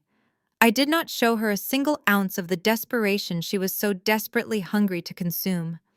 I simply looked at her, staring blankly at the woman who was currently driving a vehicle purchased with the proceeds of federal wire fraud. My absolute silence seemed to unnerve her. Her smug smile faltered for just a fraction of a second. She revved the engine of the Porsche, loudly spat a final insult about my ruined credit score, and sped off down the street. I calmly picked up my pen, noted the exact time of her arrival and departure, and logged the interaction into my master timeline. The harassment continued endlessly through Thursday night. My phone buzzed constantly with text messages from my parents. Richard texted me to ask if I was ready to surrender yet. He wrote that I could just walk away and save myself the humiliation of a public eviction. Patricia texted a photograph of a cheap motel, suggesting I book a room before the weekend. She added a cruel message stating they were protecting family assets from a failed daughter. I did not reply to a single message. I simply took high-resolution screenshots of every threat, every taunt, and every admission of their illegal eviction tactics. I uploaded the images directly to the encrypted shared drive I maintained with Gavin. Every text message they sent was another nail in their legal coffin. They were handing us a meticulously documented timeline of harassment, intimidation, and illegal coercion to present to the judge. The stressful night before the highly anticipated trial, I put Lily to bed early. I kissed her forehead and promised her that tomorrow everything was going to be fixed for good. I walked into my dark bedroom and carefully laid out my outfit for court. I chose a sharp-tailored navy blue business suit.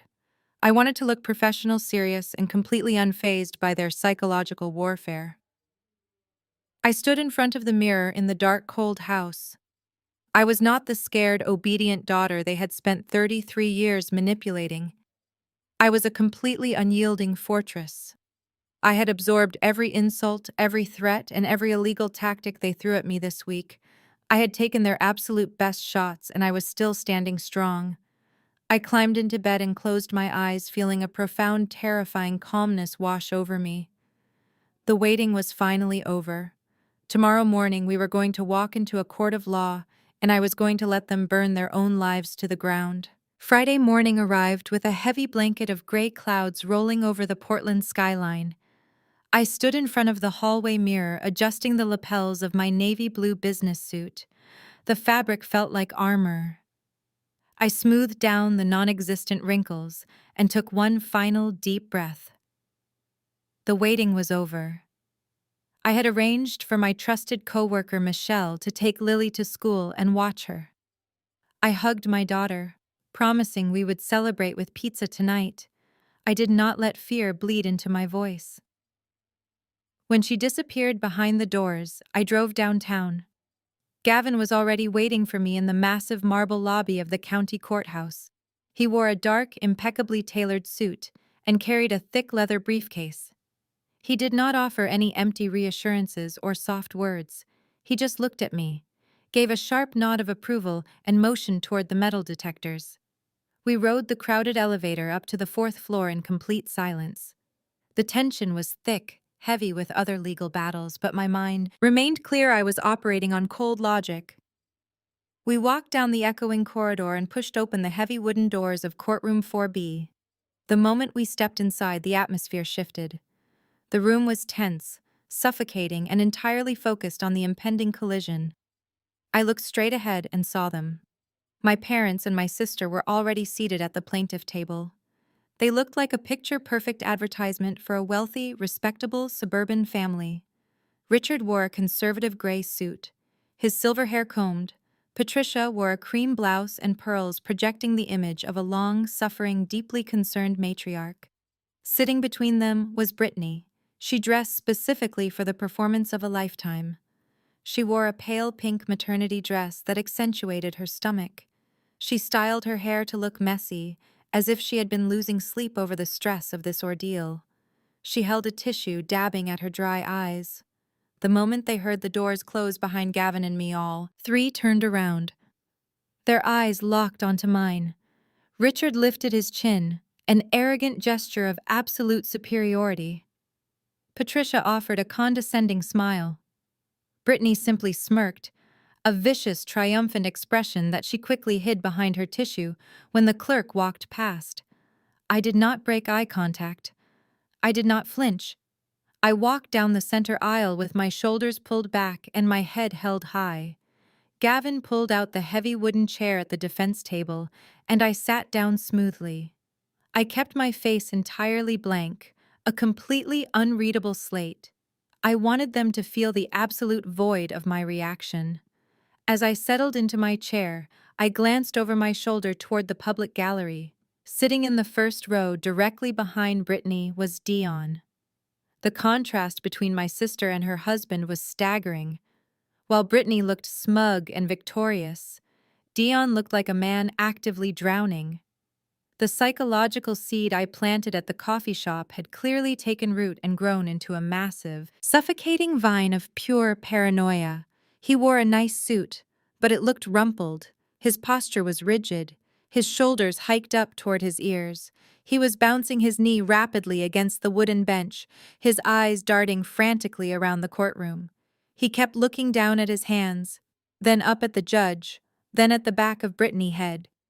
He was a licensed mortgage broker, agonizing over the fact that his professional license and freedom were potentially tied to a federal felony. He was supporting his pregnant wife, but the sheer terror radiating from him was palpable.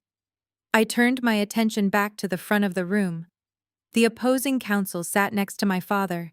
He was a high-priced, aggressive real estate attorney named Mr. Lawson. He was organizing his legal pads, whispering confidently to Richard. They had built an entire case on absolute lies, and they believed they were walking into a guaranteed victory. They thought this expedited eviction hearing would be a quick, brutal execution of my rights. A loud voice echoed through the room. All rise.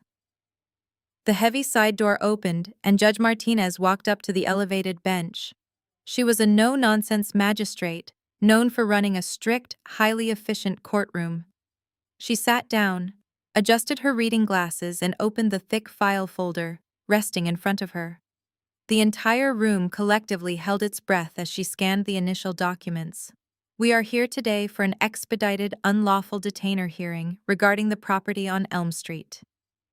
Judge Martinez announced, her voice echoing clearly over the microphone. The plaintiffs, Richard and Patricia, along with the current deed holder Brittany, are seeking the immediate removal of the defendant. Naomi. Mr. Lawson stood up immediately, buttoning his suit jacket. Yes, Your Honor, he stated powerfully. We are dealing with a highly volatile situation. The defendant is a hostile squatter who has explicitly refused to vacate the premises after legally transferring her interest in the property to my clients. She is engaging in erratic, retaliatory behavior, and my clients are simply trying to secure their valuable real estate asset so their pregnant daughter can safely move into her rightful home. Gavin sat perfectly still next to me. He did not object or interrupt. He let Mr. Lawson paint a masterpiece of complete fiction for the official record. Gavin leaned over and whispered, "Let them build the entire house of cards before we light the match." I nodded slightly, keeping my eyes fixed straight ahead. The tension in the room was electric, crackling with the weight of the impending collision. My family was about to take the stand. They were going to raise their right hands and swear to tell the truth. And the moment they opened their mouths, the trap would snap shut down on them all today permanently. Judge Martinez adjusted her glasses and nodded toward the plaintiff table, signaling for Mr. Lawson to proceed with his opening remarks. The attorney stood tall, pacing deliberately in front of the judge. He gestured toward me with a dismissive wave of his hand, portraying me not as a homeowner of 8 years, but as a squatter taking advantage of my elderly parents' generosity. He painted my sister Brittany as the innocent victim, a mother whose future was being held hostage by my selfish refusal to vacate the premises. Mr. Lawson concluded his opening statement by demanding immediate restorative justice for his clients, asking the court to enforce the recorded quitclaim deed and order my forced removal by the county sheriff before the weekend. Gavin declined to make a lengthy opening statement. He simply stood up, buttoned his suit jacket, and stated that the defense denied all allegations and would rely entirely on the cross-examination of the plaintiffs. Witnesses. Judge Martinez accepted this brief response and instructed Mr. Lawson to call his first witness to the stand. I call Richard to the stand, Mr. Lawson announced loudly. My father stood up, smoothing his expensive tie, and walked confidently toward the witness box. He placed his left hand on the Bible, raised his right hand, and swore under penalty of perjury to tell the truth, the whole truth, and nothing but the truth. He sat down, looking completely at ease in the formal courtroom setting. He believed he owned this space, just as he believed he owned everyone in his life. Mr. Lawson approached the podium and began his direct examination. Can you please state your name for the record and explain your relationship to the defendant? My father leaned into the microphone. His voice was smooth, practiced, and entirely devoid of hesitation. I am Richard, and the defendant. Naomi is my eldest daughter, he stated, projecting an aura of disappointed paternal authority. Mr. Lawson held up a copy of the forged, blue-stamped document. Can you explain the circumstances surrounding the execution of this quitclaim deed? Richard nodded solemnly, looking directly at Judge Martinez. Naomi has always struggled financially, especially after her marriage ended. My wife and I have supported her for years, allowing her to live in our property without paying rent. But recently, her behavior became increasingly erratic, and her credit was completely ruined. She came to us recognizing that she could no longer maintain the house. She wanted to make things right. Did she sign this document willingly? Mr. Lawson asked, ensuring the crucial legal element was captured on the court reporter transcript. Absolutely, Richard answered without a single flinch. She signed it willingly in our living room. She handed the property back to us so we could give it to her sister Brittany, who is expecting a child. Naomi explicitly stated she wanted to repay us for everything we spent raising her. It was a mutual family agreement until she suddenly changed her mind and started harassing us. I sat perfectly still, listening to my father commit absolute undeniable felony perjury in a federal courtroom. He was casually lying to a judge, fabricating a financial history and constructing a fictional conversation that never happened. Gavin took meticulous notes beside me, his pen scratching rhythmically against the legal pad. Every lie Richard told was another lock securing his prison cell. Mr. Lawson finished his questioning, and Gavin simply waved his hand, stating he reserved his right to cross-examine the witness later. Judge Martinez dismissed Richard, who stepped down from the box with a victorious smirk. He returned to the plaintiff table, looking incredibly proud of his flawless performance. The plaintiff calls Patricia to the stand, Mr. Lawson announced. Next. My mother walked up to the witness box wearing her carefully curated expression of maternal distress. She placed her hand on the Bible and swore the exact same sacred oath.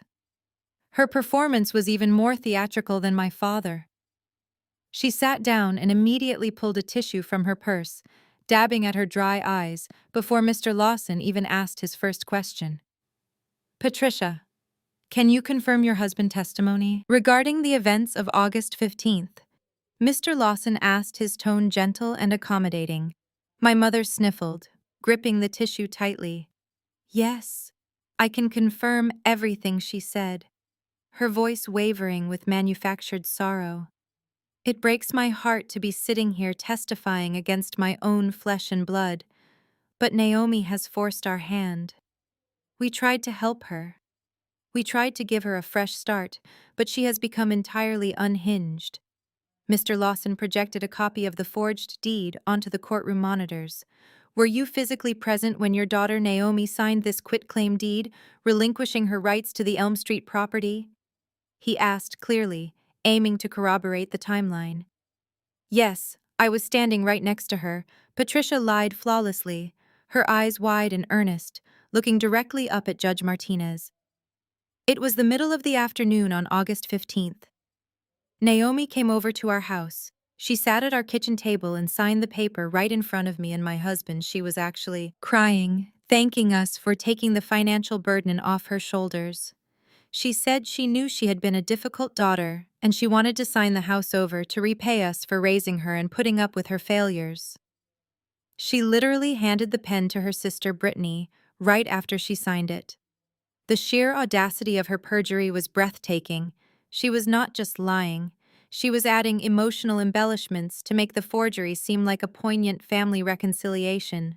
She was testifying under oath that I had cried and thanked her for stealing my home. I looked over at the gallery. Dion was clutching the wooden bench in front of him, his knuckles completely white. His eyes were darting rapidly between his mother-in-law and the exit doors. Patricia stepped down from the witness box, wiping a final perfectly timed tear from her cheek. She walked back to the plaintiff table and squeezed my father's hand. Mr. Lawson let a heavy, dramatic silence hang in the courtroom before he turned back to the judge. The plaintiff calls Brittany to the stand, Mr. Lawson announced softly, ensuring his voice conveyed deep sympathy. Brittany stood up slowly. She placed a hand on her lower back and used her other hand to support her pale pink maternity dress, emphasizing her pregnancy to every person in the room. She walked toward the witness box with a slow, careful gait. The entire performance was designed to make her look fragile, exhausted, and completely victimized. She stepped up into the box, raised her right hand, and placed her left hand on the Bible. The clerk recited the oath. Brittany looked directly at Judge Martinez and swore to tell the truth, the whole truth, and nothing but the truth. She sat down and adjusted the microphone. Mr. Lawson approached the podium with a warm, encouraging smile. He asked her to state her name for the record. Brittany complied, her voice trembling just enough to sound vulnerable. Brittany, I know this is incredibly difficult for you, Mr. Lawson began gently. Can you please tell the court about your relationship with your older sister Naomi? Brittany took a shaky breath. I have always loved Naomi, she said, her voice dripping with fake sincerity. But she has always been troubled. Growing up, my parents gave her everything, but she could never quite find her footing. When her marriage fell apart, we were all so worried about her. My parents let her stay in that beautiful craftsman house just to keep a roof over her head. I always tried to be a good sister, but she was always so bitter toward me, simply because my life was more stable. Mr. Lawson nodded slowly, pacing in front of the jury box. Let us talk about August 15th. Can you tell the court exactly what happened on that day in your sister's living room? Brittany looked down at her hands, twisting her wedding ring. Naomi invited my parents and me over. She was in a surprisingly good mood. She told us she had realized the house was too much responsibility for a single mother. She knew Dion and I were expecting our first baby, and she knew we had been looking for a family home. She brought out the quitclaim deed herself. I sat perfectly still, listening to my younger sister spin a fairy tale out of thin air. She was testifying under oath that I had drafted and presented the very document they forged. And did you physically witness her sign this document? Mr. Lawson asked, projecting the forged deed onto the courtroom monitors once again. Yes, I did. Brittany testified, looking right at the judge with wide, innocent eyes. She sat at her glass coffee table and signed it right in front of me, my mother and my father. She even handed me the pen afterward. She hugged me and touched my stomach. She told me she wanted her future niece or nephew to grow up in a house filled with love. It was such a beautiful healing moment for our family. We really thought Naomi had turned a corner. Mr. Lawson paused, letting the fake, heartwarming story settle over the courtroom. If it was such a beautiful moment, he asked, lowering his voice, why are we sitting in an eviction hearing today? Why is your sister refusing to leave the property? This is where Brittany deployed her absolute best acting skills. Her eyes welled up with tears. One perfect tear spilled over her eyelashes and rolled down her cheek. She reached for a tissue provided by the bailiff. Because she found out about the renovation loan, Brittany cried, her voice cracking with raw emotion. My husband Dion is a highly successful mortgage broker. He worked hard to get us a loan to fix up the house for the baby. When Naomi found out the bank approved us for a cash-out refinance, her entire attitude changed. She became completely consumed by greed. She demanded we give her half the cash from the loan. When we told her no, she completely snapped. Brittany looked directly at Judge Martinez, clutching the tissue to her chest. She locked us out. She started threatening my husband. She told us that if we did not pay her extortion demands, she would drag this out in court and ruin my pregnancy. She is trying to steal from her own unborn niece or nephew just because she is jealous of my marriage. I am so terrified of her erratic behavior, I cannot even sleep at night. The performance was Oscar-worthy. I glanced up at Judge Martinez. The magistrate's face had softened considerably. Judge Martinez was known for being strict, but she was also human. Sitting in front of her was a sobbing pregnant woman, claiming she was being extorted and terrorized by a bitter, financially unstable sister. The judge actually offered Brittany a sympathetic nod and instructed the bailiff to bring the witness a glass of water. The trap was now fully primed. Brittany had just committed felony perjury on the official court record. She had explicitly tied her forged signature story directly to Dion's cash-out refinance. She had woven a massive, detailed web of absolute lies under the watchful eye of a federal magistrate. I slowly turned my head and looked back at the public gallery. Dion was sitting in the front row. He was not looking at his wife with sympathy. He was looking at her with sheer, unadulterated terror. He was staring at the back of Brittany's head like she was a ticking bomb. He knew I had spoken to a federal defense lawyer. He knew the definition of wire fraud. And he had just watched his wife swear under oath that he processed a massive bank loan based on a timeline he suddenly suspected was completely fabricated. Sweat was visibly dripping down the side of his face. He was loosening his silk tie, struggling to pull oxygen into his lungs. Mr. Lawson thanked Brittany for her bravery and turned back to his table looking incredibly satisfied. He told the judge he had no further questions for this witness. Judge Martinez looked over at the defense table.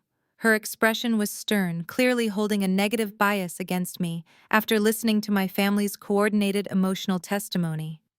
She asked Gavin if the defense wished to cross-examine the witness. Gavin did not rush. He took a slow, deliberate sip of water from his glass. He buttoned his suit jacket, picked up his legal pad, and stood up. He looked down at me and offered a microscopic, predatory smile. He had let them build their entire house of cards without raising a single objection. They felt completely invincible. They thought they had won. Gavin walked toward the podium, the sound of his expensive leather shoes echoing in the silent courtroom. It was time to systematically dismantle their entire lives. The silence in the room stretched out thick and heavy. The air conditioning hummed softly in the background, a steady drone beneath the sharp intake of breaths from the gallery. Every eye was locked on my attorney. Brittany sat up straighter in the witness box, gripping her tissue, completely unaware that the predator was already in the cage with her. I folded my hands neatly on the wooden table. The panic I had felt days ago was completely gone. The fear of losing my home, my daughter, and my sanity had evaporated. My family had handed us the absolute perfect setup. They had sworn on a Bible. They had recorded their lies into the official judicial transcript. I watched Gavin place his legal pad on the podium and looked directly at my sister. The execution was about to begin. The execution was about to begin. Gavin adjusted his cuffs and rested his hands on the edges of the wooden podium. He did not immediately speak. He simply let his gaze settle on my sister. Brittany shifted in the witness box, her initial confidence wavering for just a fraction of a second under his intense, unblinking stare. She quickly recovered, lifting her chin and wiping a fake remnant of a tear from her cheek. She was ready to play the victim against the big, mean corporate lawyer. "Good morning, Brittany," Gavin began, his voice surprisingly soft and conversational. "You have painted quite a vivid picture for the court today. A beautiful family reconciliation, a generous sister, and a peaceful transfer of property. I just want to clarify a few minor details for the official record. You understand that you are currently under oath, correct?" Brittany scoffed lightly, glancing at her lawyer before looking back at Gavin. "Yes, I understand what an oath is." "Excellent," Gavin replied, picking up a copy of the quitclaim deed. "Now, in your direct testimony, you were very specific about the timeline. You stated that Naomi invited you, your mother Patricia, and your father Richard over to her house. You testified that she sat at her glass coffee table and signed this exact document in your presence. Is that correct?" "Yes," Brittany answered, her tone dripping with rehearsed patience. "She wanted to give us the house." "And you are absolutely certain about the date?" Gavin pressed, stepping out from behind the podium and walking slowly toward the witness box. "You testified earlier that this heartwarming family gathering occurred on the afternoon of August 15th. I want to be perfectly clear. Are you absolutely certain you saw her sign this on August 15th? Brittany rolled her eyes, clearly annoyed by the repetition. "Yes, I am absolutely certain. It was August 15th. I remember it clearly because we went out to celebrate at a nice restaurant right after she signed it." Gavin stopped walking. He stood a few feet away from her, holding the document up so the courtroom monitors displayed it again. "So, to be completely clear for Judge Martinez, you are testifying under penalty of perjury that on the afternoon of August 15th, you physically watched Naomi put a pen to this specific piece of paper and sign her name." Brittany smiled arrogantly, leaning forward into the microphone. "Yes, I saw her sign it. My parents saw her sign it. We were all sitting right there in her living room. There is no confusion about it. Gavin nodded slowly, letting her absolute confirmation echo through the silent courtroom. The trap was set on the first charge. She had locked herself into a specific date, a specific location, and a specific action. There was no way to claim a memory lapse or a misunderstanding later. Now, let us talk about what happened after August 15th. Gavin continued pivoting smoothly to the financial aspect of the case. You testified earlier that your sister became hostile because she found out about a renovation loan. You mentioned your husband Dion is a highly successful mortgage broker. Brittany puffed out her chest proudly, resting a hand on her pregnant belly.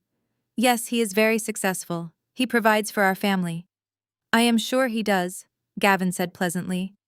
Did Dion process a loan secured against the Elm Street property using this quitclaim deed? The opposing counsel. Mr. Lawson half stood up from his chair, as if considering an objection, but he sat back down. The question was directly related to Brittany's own testimony about the cause of our alleged dispute. Yes. Brittany answered, her voice ringing with triumphant superiority.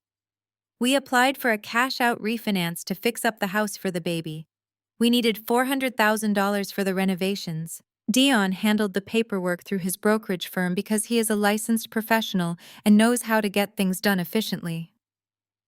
Gavin walked back to the defense table, picked up his legal pad, and looked at a specific page. So Dion took this quitclaim deed, the one you swear was signed on August 15th, and he submitted it to a federally insured bank to secure a $400,000 loan. Brittany smiled, looking over at Dion in the gallery. Yes, completely legally. The bank approved it immediately because Dion has an immaculate credit score and perfect professional standing. The funds were wired directly to our joint account. Gavin looked up from his notepad, his eyes locking onto Dion in the gallery. And your husband Dion processed this loan based on this signature. He used his professional license to vouch for the legitimacy of this property transfer and secure a federal wire transfer of $400,000. Yes, completely legally, Brittany repeated, oblivious to the rapidly shifting atmosphere in the room. He is the broker on the file. He handled everything perfectly. Gavin turned his gaze back to Brittany. He did not smile. His face was a mask of cold, terrifying certainty.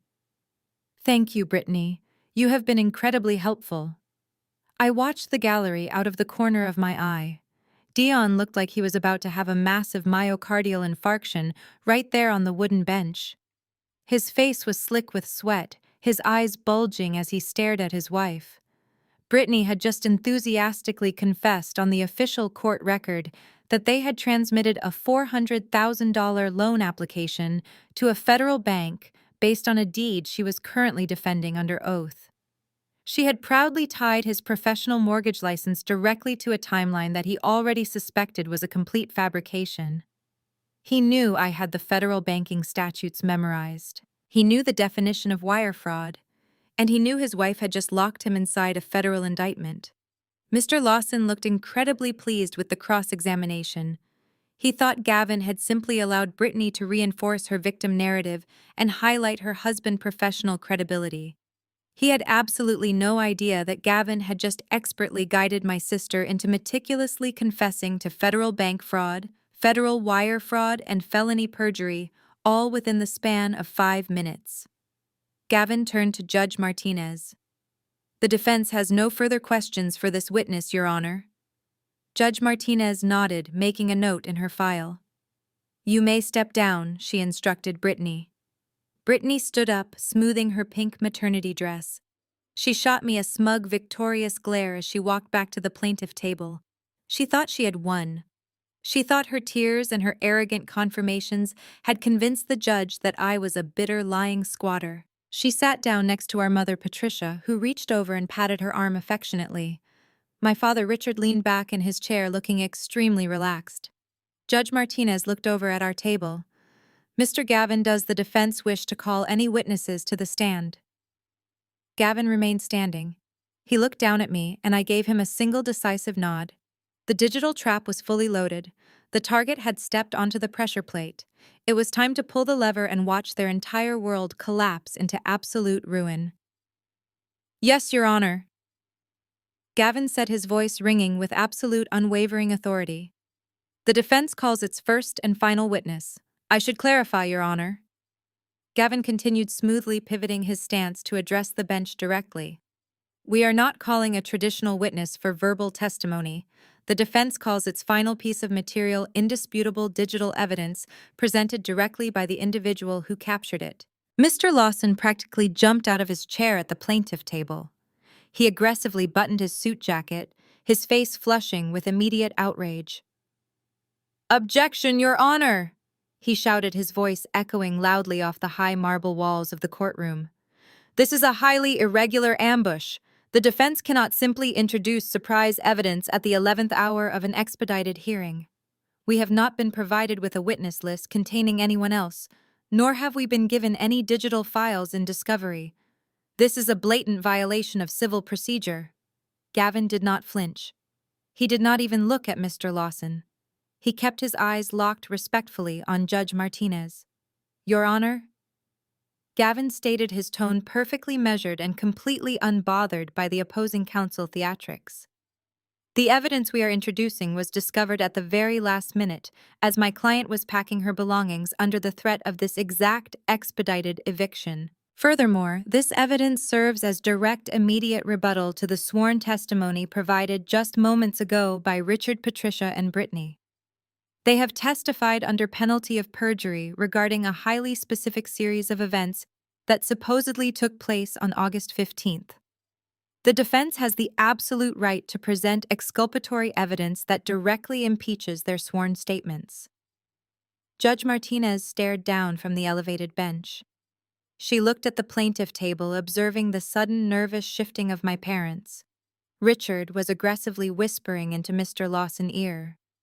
Patricia had dropped her grieving mother routine entirely and was gripping the edge of the wooden table with white knuckles.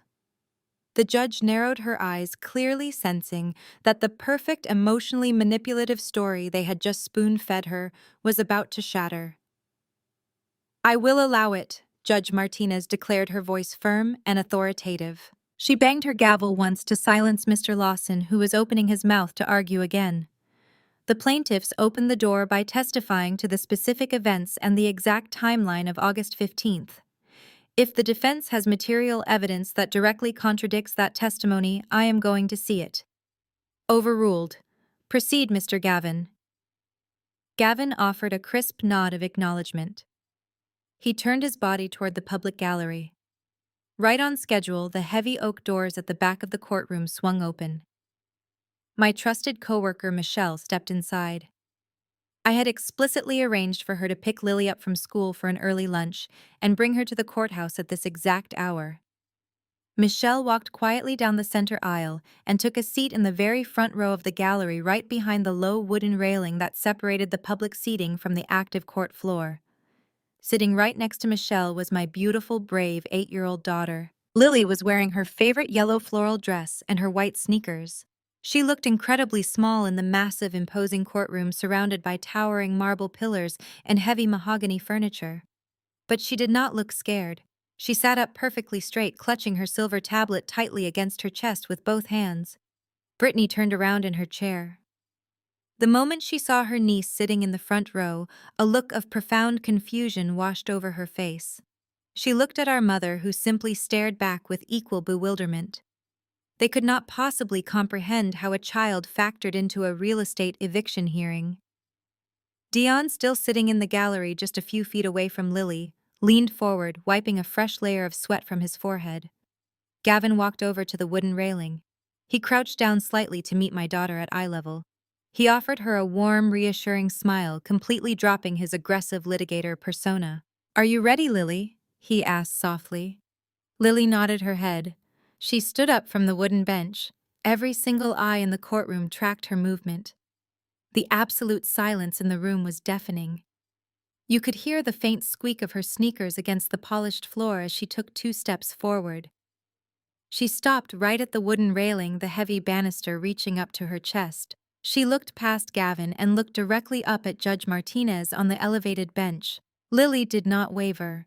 She did not cry. She possessed the quiet, unshakable confidence of a child who knew she was doing the right thing. "Judge, I have the truth," Lily said. Her high, clear voice cut through the heavy, suffocating tension of the courtroom like a sharp blade.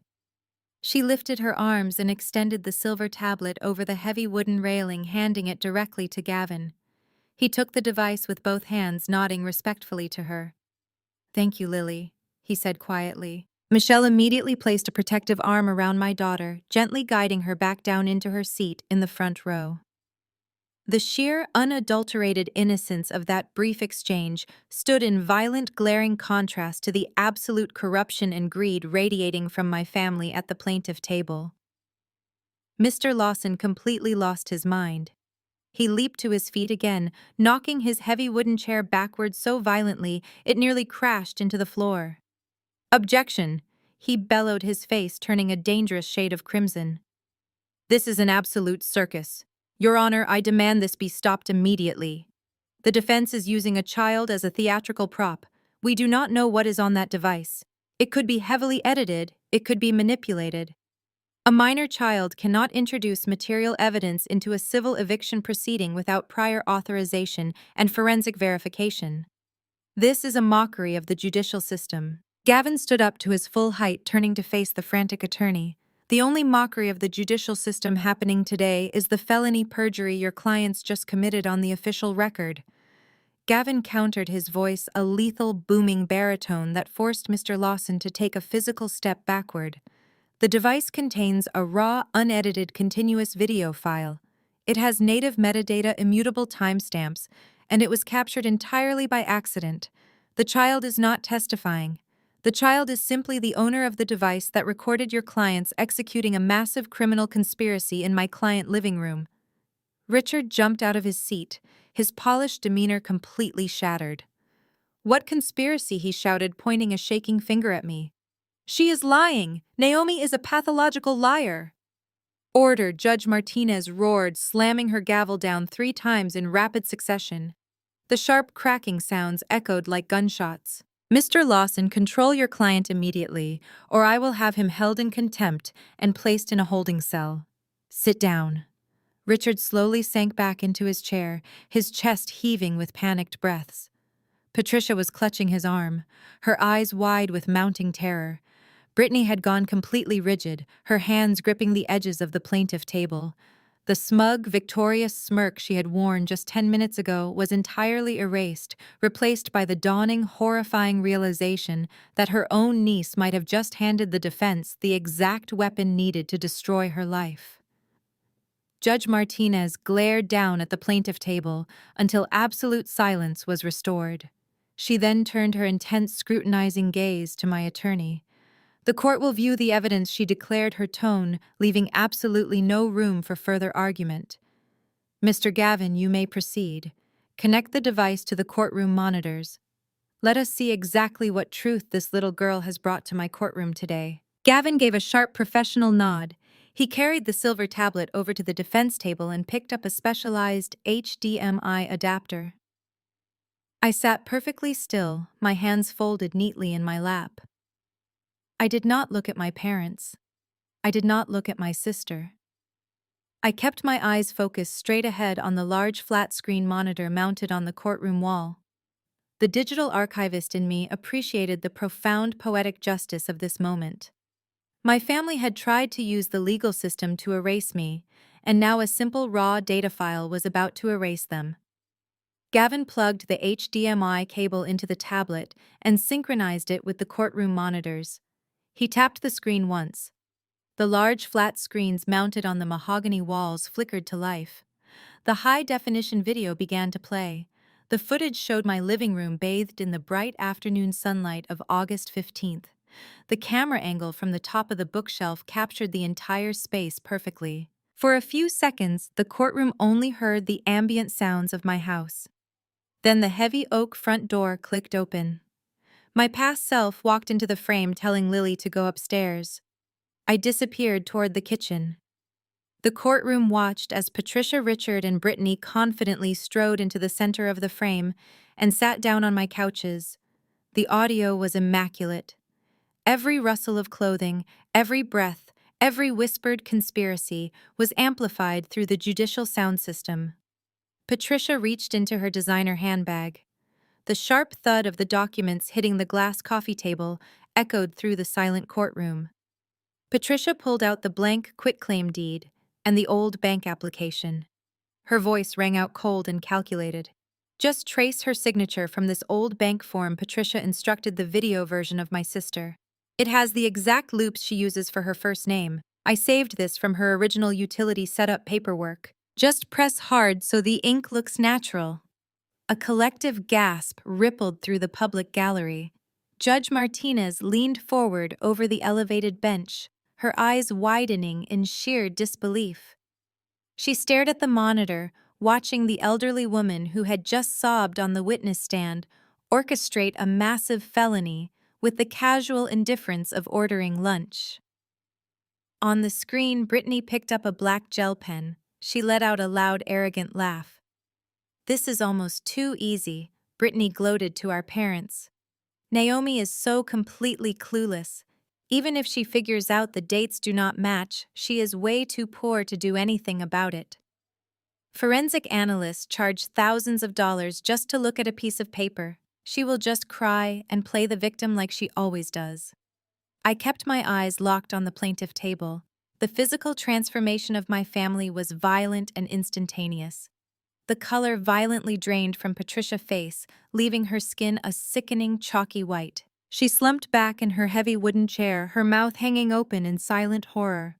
Richard gripped the edge of the table so hard his knuckles looked like they might shatter.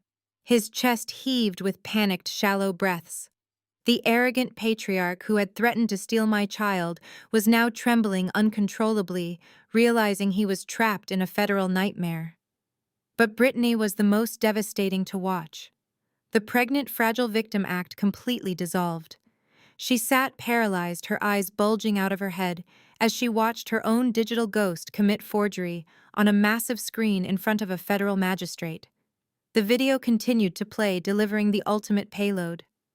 Richard's voice echoed from the speakers, nervously asking if Dion would push the loan through without asking too many questions. The courtroom listened as Brittany burst into another fit of cruel laughter. "Dion is a useful idiot, Dad," she bragged on the video. "He is so desperate to prove he is a massive financial success that he will blind himself to the details. I will just bat my eyelashes, complain about my pregnancy stress, and tell him my big sister finally surrendered the house because she is a financial failure. He loves feeling superior to Naomi. I will hand him this deed, and he will personally push the paperwork through his own brokerage firm just to brag about the commission. He will approve the mortgage himself and hand us the cash. He will never even suspect I forged the signature myself." Gavin tapped the tablet, pausing the video right on Brittany's laughing face. The silence that followed was heavier than concrete. It was the crushing, absolute silence of inescapable guilt. A sudden violent commotion erupted in the public gallery. Dayon leaped out of his seat. The heavy wooden bench groaned in protest as he scrambled to his feet. He looked like a man who had just been stabbed in the chest. His pristine charcoal gray suit suddenly looked suffocating. He clawed frantically at his silk tie, ripping it loose from his collar as he gasped for air. He stared at the frozen image of his wife on the monitor, then looked directly at Brittany sitting at the plaintiff table. His eyes were wide with a mixture of absolute terror and homicidal rage. He realized instantly that his wife had not just insulted his intelligence. She had weaponized his massive ego to turn him into the primary suspect in a $400,000 federal bank fraud scheme. He had personally submitted that fraudulent deed. He had used his professional license to originate the cash-out refinance. He was facing decades in federal prison, the permanent revocation of his mortgage broker license, and complete financial ruin, all because the woman carrying his child thought he was a useful idiot. Brittany turned around in her chair, her face streaked with genuine tears of panic. "Dion," she pleaded, her voice cracking. "Dion, please, it is not what it looks like." Dayon did not say a word. He backed away from the wooden railing, shaking his head violently. He turned around and sprinted down the center aisle, pushing past the heavy wooden doors and fleeing the courtroom like the building was on fire. He was running straight to the FBI to secure a plea deal before his wife could drag him down with her. At the plaintiff table, Mr. Lawson stood up. He did not look at his clients. He looked at Judge Martinez, his face tight with absolute professional disgust. He had just staked his own legal reputation on a case built entirely on fabricated evidence and felony perjury. His clients had used him as an instrument to file a fraudulent lawsuit, and they had just lied under oath while he facilitated their testimony. "Your Honor," Mr. Lawson said, his voice ringing with urgent, desperate clarity, "I must immediately move to withdraw as counsel for the plaintiffs. I had absolutely no prior knowledge of this video, nor was I aware of the fraudulent nature of the quitclaim deed or the subsequent perjured testimony provided by my clients today. I cannot in good conscience continue to represent them in this matter, as continuing to do so would place me in direct violation of my ethical obligations as an officer of the court."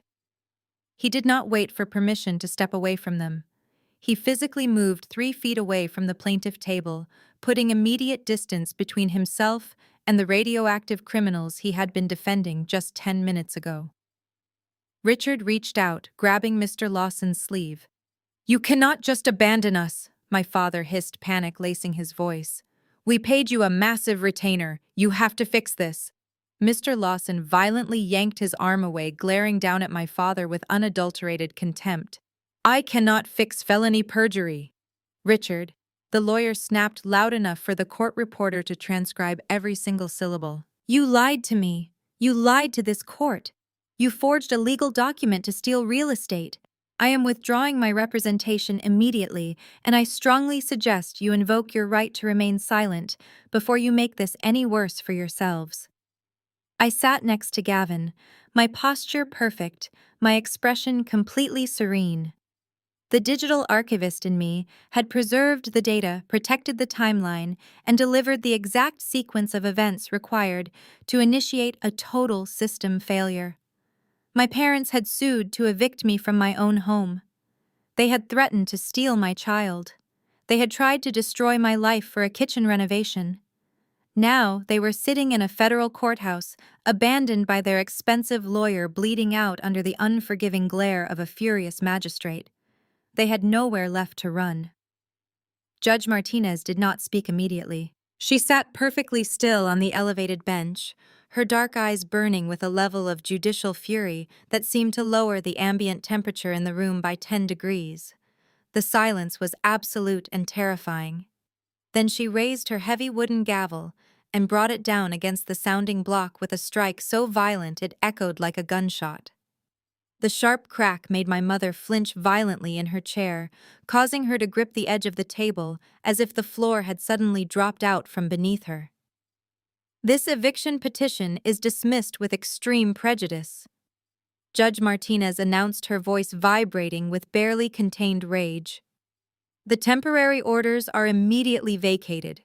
You have not only filed a fraudulent lawsuit in my courtroom, but you have also engaged in a coordinated, premeditated conspiracy to commit perjury under oath. You sat in that witness box, looked me directly in the eye, and swore on a Bible to a fabricated sequence of events designed to steal a home from a single mother." My father opened his mouth, raising his hands in a desperate, placating gesture. "Your Honor, please, we can explain the context of that recording. It was a misunderstanding. We were just exploring our options regarding the property asset." Judge Martinez slammed her gavel down a second time, cutting him off instantly. "Do not speak to me, Richard. You do not have the right to address this bench. Your legal counsel has rightfully abandoned you because you used him to facilitate a felony. You are entirely without representation, and anything you say will simply add to the mountain of criminal evidence already presented by the defense." The magistrate turned her piercing gaze toward the court clerk. "Transcribe every word of this proceeding and immediately forward the unedited record to the district attorney office. I am also making a formal judicial referral to the Federal Bureau of Investigation regarding the $400,000 cash-out refinance. The evidence clearly indicates multi-state wire fraud and bank fraud. Brittany let out a loud, pathetic wail. She clutched her pregnant stomach, completely dropping the arrogant smirk that had defined her entire existence. She looked up at the judge, tears streaming down her face, ruining her carefully applied makeup. "You cannot do this!" Brittany sobbed hysterically, her voice cracking under the weight of her own impending destruction. "I am pregnant. I need that money for my baby. My sister is just trying to ruin my life because she is jealous of my marriage." Judge Martinez leaned forward, pointing a manicured finger directly at my sister. "The only person who ruined your life is you, Brittany. You sat in my courtroom and boldly lied about a forged quitclaim deed. You bragged on video about manipulating a federally licensed mortgage broker to facilitate a felony. Being pregnant does not grant you immunity from the severe consequences of federal bank fraud and perjury." The judge then turned her attention to the armed bailiffs standing near the heavy wooden doors at the back of the room. "Bailiffs secure the exits. No one leaves the plaintiff table." The two uniformed officers immediately stepped forward, their hands resting on their duty belts. They moved with swift, practiced efficiency, positioning themselves directly behind my parents and my sister. The sound of their heavy boots against the polished floor signaled the absolute end of my family reign of terror. "I am holding all three of you in direct criminal contempt of court," Judge Martinez declared, her voice echoing with absolute finality. "You are hereby remanded into the custody of the county sheriff, pending a formal arraignment for felony perjury, forgery of a legal document, and conspiracy to commit real estate fraud.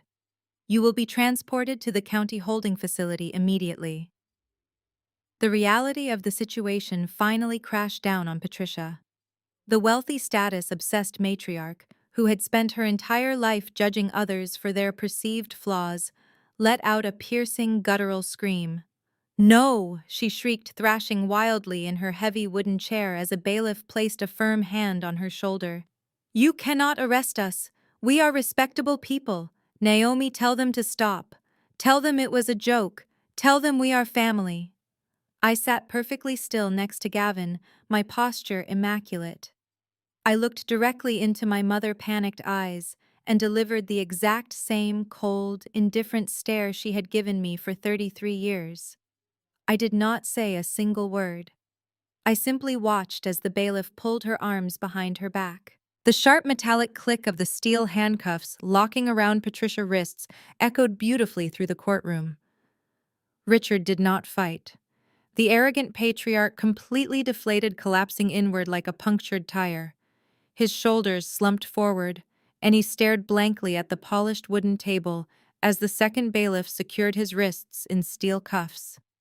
The expensive custom-tailored suit he wore now looked like a costume he had no right to wear. He had built his entire identity on wealth and control, and in a matter of minutes a digital archivist and an 8-year-old child had stripped him of both. Brittany was hyperventilating, screaming for her husband. "Dion," she wailed, twisting violently as a female deputy approached her, holding a pair of handcuffs. "Dion, come back here and help me. Tell them you processed the loan. Tell them it was legal. You have to save me, Dion." But Dion was not coming back to save her. Through the glass panels of the heavy wooden doors at the back of the courtroom, I could see my brother-in-law collapsed in the hallway vestibule. He had not made it to the elevators. The sheer magnitude of the federal crimes his wife had implicated him in had triggered a massive panic attack. Dion was on his hands and knees on the marble floor, gasping desperately for air, his chest heaving as he stared through the glass at his wife being placed in handcuffs. Dion knew exactly what was coming. As an African-American licensed mortgage broker who prided himself on his impeccable credit, he understood the federal banking system better than anyone in that building. He knew the FBI would freeze his bank accounts by the end of the day. He knew his lucrative career was instantly, permanently vaporized. He realized with horrifying clarity that the only possible way to avoid spending the next 30 years in a federal penitentiary was to immediately call the federal authorities, turn state evidence, and testify against his own pregnant wife and her parents. He had to become the star witness for the prosecution to save himself. The aftermath of that courtroom explosion was swifter and far more brutal than I could have ever anticipated. Dion did not even return to the house he shared with my sister. He dragged himself up from the marble floor of the courthouse hallway, walked straight out the front doors, and drove directly to the local field office of the Federal Bureau of Investigation. He sat down in an interrogation room and handed over everything. He surrendered his laptop, his cell phone, his firm internal communication logs, and every single text message Brittany had ever sent him regarding my house. The very next morning, while Brittany was still sitting in a county holding cell, wearing an orange jumpsuit, Dion filed for divorce. He cited irreconcilable differences and criminal fraud. He ruthlessly threw the mother of his unborn child entirely under the bus to secure a federal plea deal. He avoided a lengthy prison sentence by cooperating fully, but the Federal Banking Commission still permanently stripped him of his mortgage broker license. His pristine credit score, the one thing he valued above all human relationships, was completely obliterated by the massive federal fines he was forced to pay. For my sister Brittany, the reality check was utterly devastating. She had spent her entire life dodging consequences, shielded by my parents' wealth and their endless stream of excuses. But there is no golden child privilege in the federal justice system. Just 3 days after the hearing, federal agents arrived at her property. They did not knock politely. They seized the joint bank accounts holding the remainder of the fraudulent loan. Neighbors watched in absolute shock as a heavy-duty tow truck backed into her driveway. The agents confiscated the brand-new white Porsche Macan, officially impounding it as the direct proceeds of federal wire fraud. Brittany lost the luxury car she had bragged about online before she even had the chance to put the permanent license plates on it. She was looking at a mandatory minimum sentence in federal prison, and she would have to raise her child facing the harsh reality of complete financial ruin. My parents, Richard and Patricia, experienced a spectacular and highly public downfall. The arrogant patriarch and the status-obsessed matriarch suddenly found themselves facing a mountain of criminal charges and insurmountable legal debt. Because they were co-conspirators in a federal bank fraud case, their assets were frozen during the investigation. They had to hire separate, incredibly expensive criminal defense attorneys to keep themselves out of federal prison. The legal fees drained their savings within months. To pay their lawyers and the massive court-ordered restitution to the bank, they were forced into a humiliating Chapter 11 bankruptcy. They had to sell their massive suburban home at a steep discount to cover their debts. Their luxury vehicles were repossessed. The exclusive country club they loved so much quietly revoked their membership to distance the organization from convicted felons. Their wealthy friends completely abandoned them. They were left with nothing but a tiny rented apartment and the crushing weight of their own greed. They had tried to steal my home to fund a kitchen renovation, and in the process they had burned their entire empire to ash. As for me, the legal system moved swiftly to correct the massive injustice they had attempted. With the forged quit-claim deed officially expunged from the county records by a federal judge, the title to the Craftsman house was restored entirely to my name. I held the property free and clear of any encumbrances. The moment the legal dust settled, I made a decisive choice. I did not want to live in a house tainted by their malice and their cruel memories. The Portland real estate market was incredibly hot, fueled by a severe shortage of updated inventory. I contacted a top-tier real estate agent and listed the Craftsman house that very same week. Because I had meticulously maintained and updated the property for 8 years, it sparked a massive bidding war. The house sold in exactly 3 days for a massive premium closing at $150,000 over the asking price in an all-cash offer. I took that tremendous influx of capital and completely rewrote the future for my daughter and myself. I bought a beautiful, peaceful home in a quiet, heavily wooded neighborhood with one of the best school districts in the state. The new house has massive windows that flood the living room with natural light, a sprawling backyard for Lily to play in, and a state-of-the-art security system that I control entirely from my encrypted phone. I changed the locks myself on the very first day. The only people who hold a key to our sanctuary are the people who have earned my absolute trust. My digital archivist consulting firm thrived. The intense focus and strategic planning I utilized to dismantle my family conspiracy translated perfectly into my corporate work. Clients valued my unyielding dedication to data security and truth. We settled into a beautiful, quiet routine. There were no more toxic holidays, no more passive-aggressive phone calls, and no more living under the constant suffocating shadow of conditional love. One sunny Saturday morning, I was standing in our new spacious kitchen preparing pancakes, while Lily set up her silver tablet on the granite island. She was adjusting the camera angle for her newest vlog, her bright eyes filled with genuine, unburdened happiness. I looked at the little girl who had bravely walked up to a federal judge and handed over the truth. She had saved us, and I would spend the rest of my life protecting her peace. I smiled and looked directly into her camera lens. Sometimes the people who share your blood are the most dangerous people in your life. Society tells us that family is everything, that we must forgive and forget, and that we must tolerate abuse for the sake of keeping the peace. But peace built on your own suffering is not peace at all. It is a hostage situation. When toxic people try to destroy your life, you do not owe them your tears. You do not owe them your emotional breakdowns. You owe it to yourself to fight back with absolute unyielding facts. Collect the data, secure your digital footprint, build a fortress of evidence so strong that their lies shatter against it. Protect your peace at all costs, and never be afraid to let the villains dig their own graves. Have you ever had to use cold, hard facts to protect yourself from a toxic family member? How did you secure your own peace? Share your story in the comments below. Remember to hit that like and subscribe button for more stories about surviving, thriving, and demanding the justice you deserve. Thank you for listening, and always remember to keep the cameras rolling.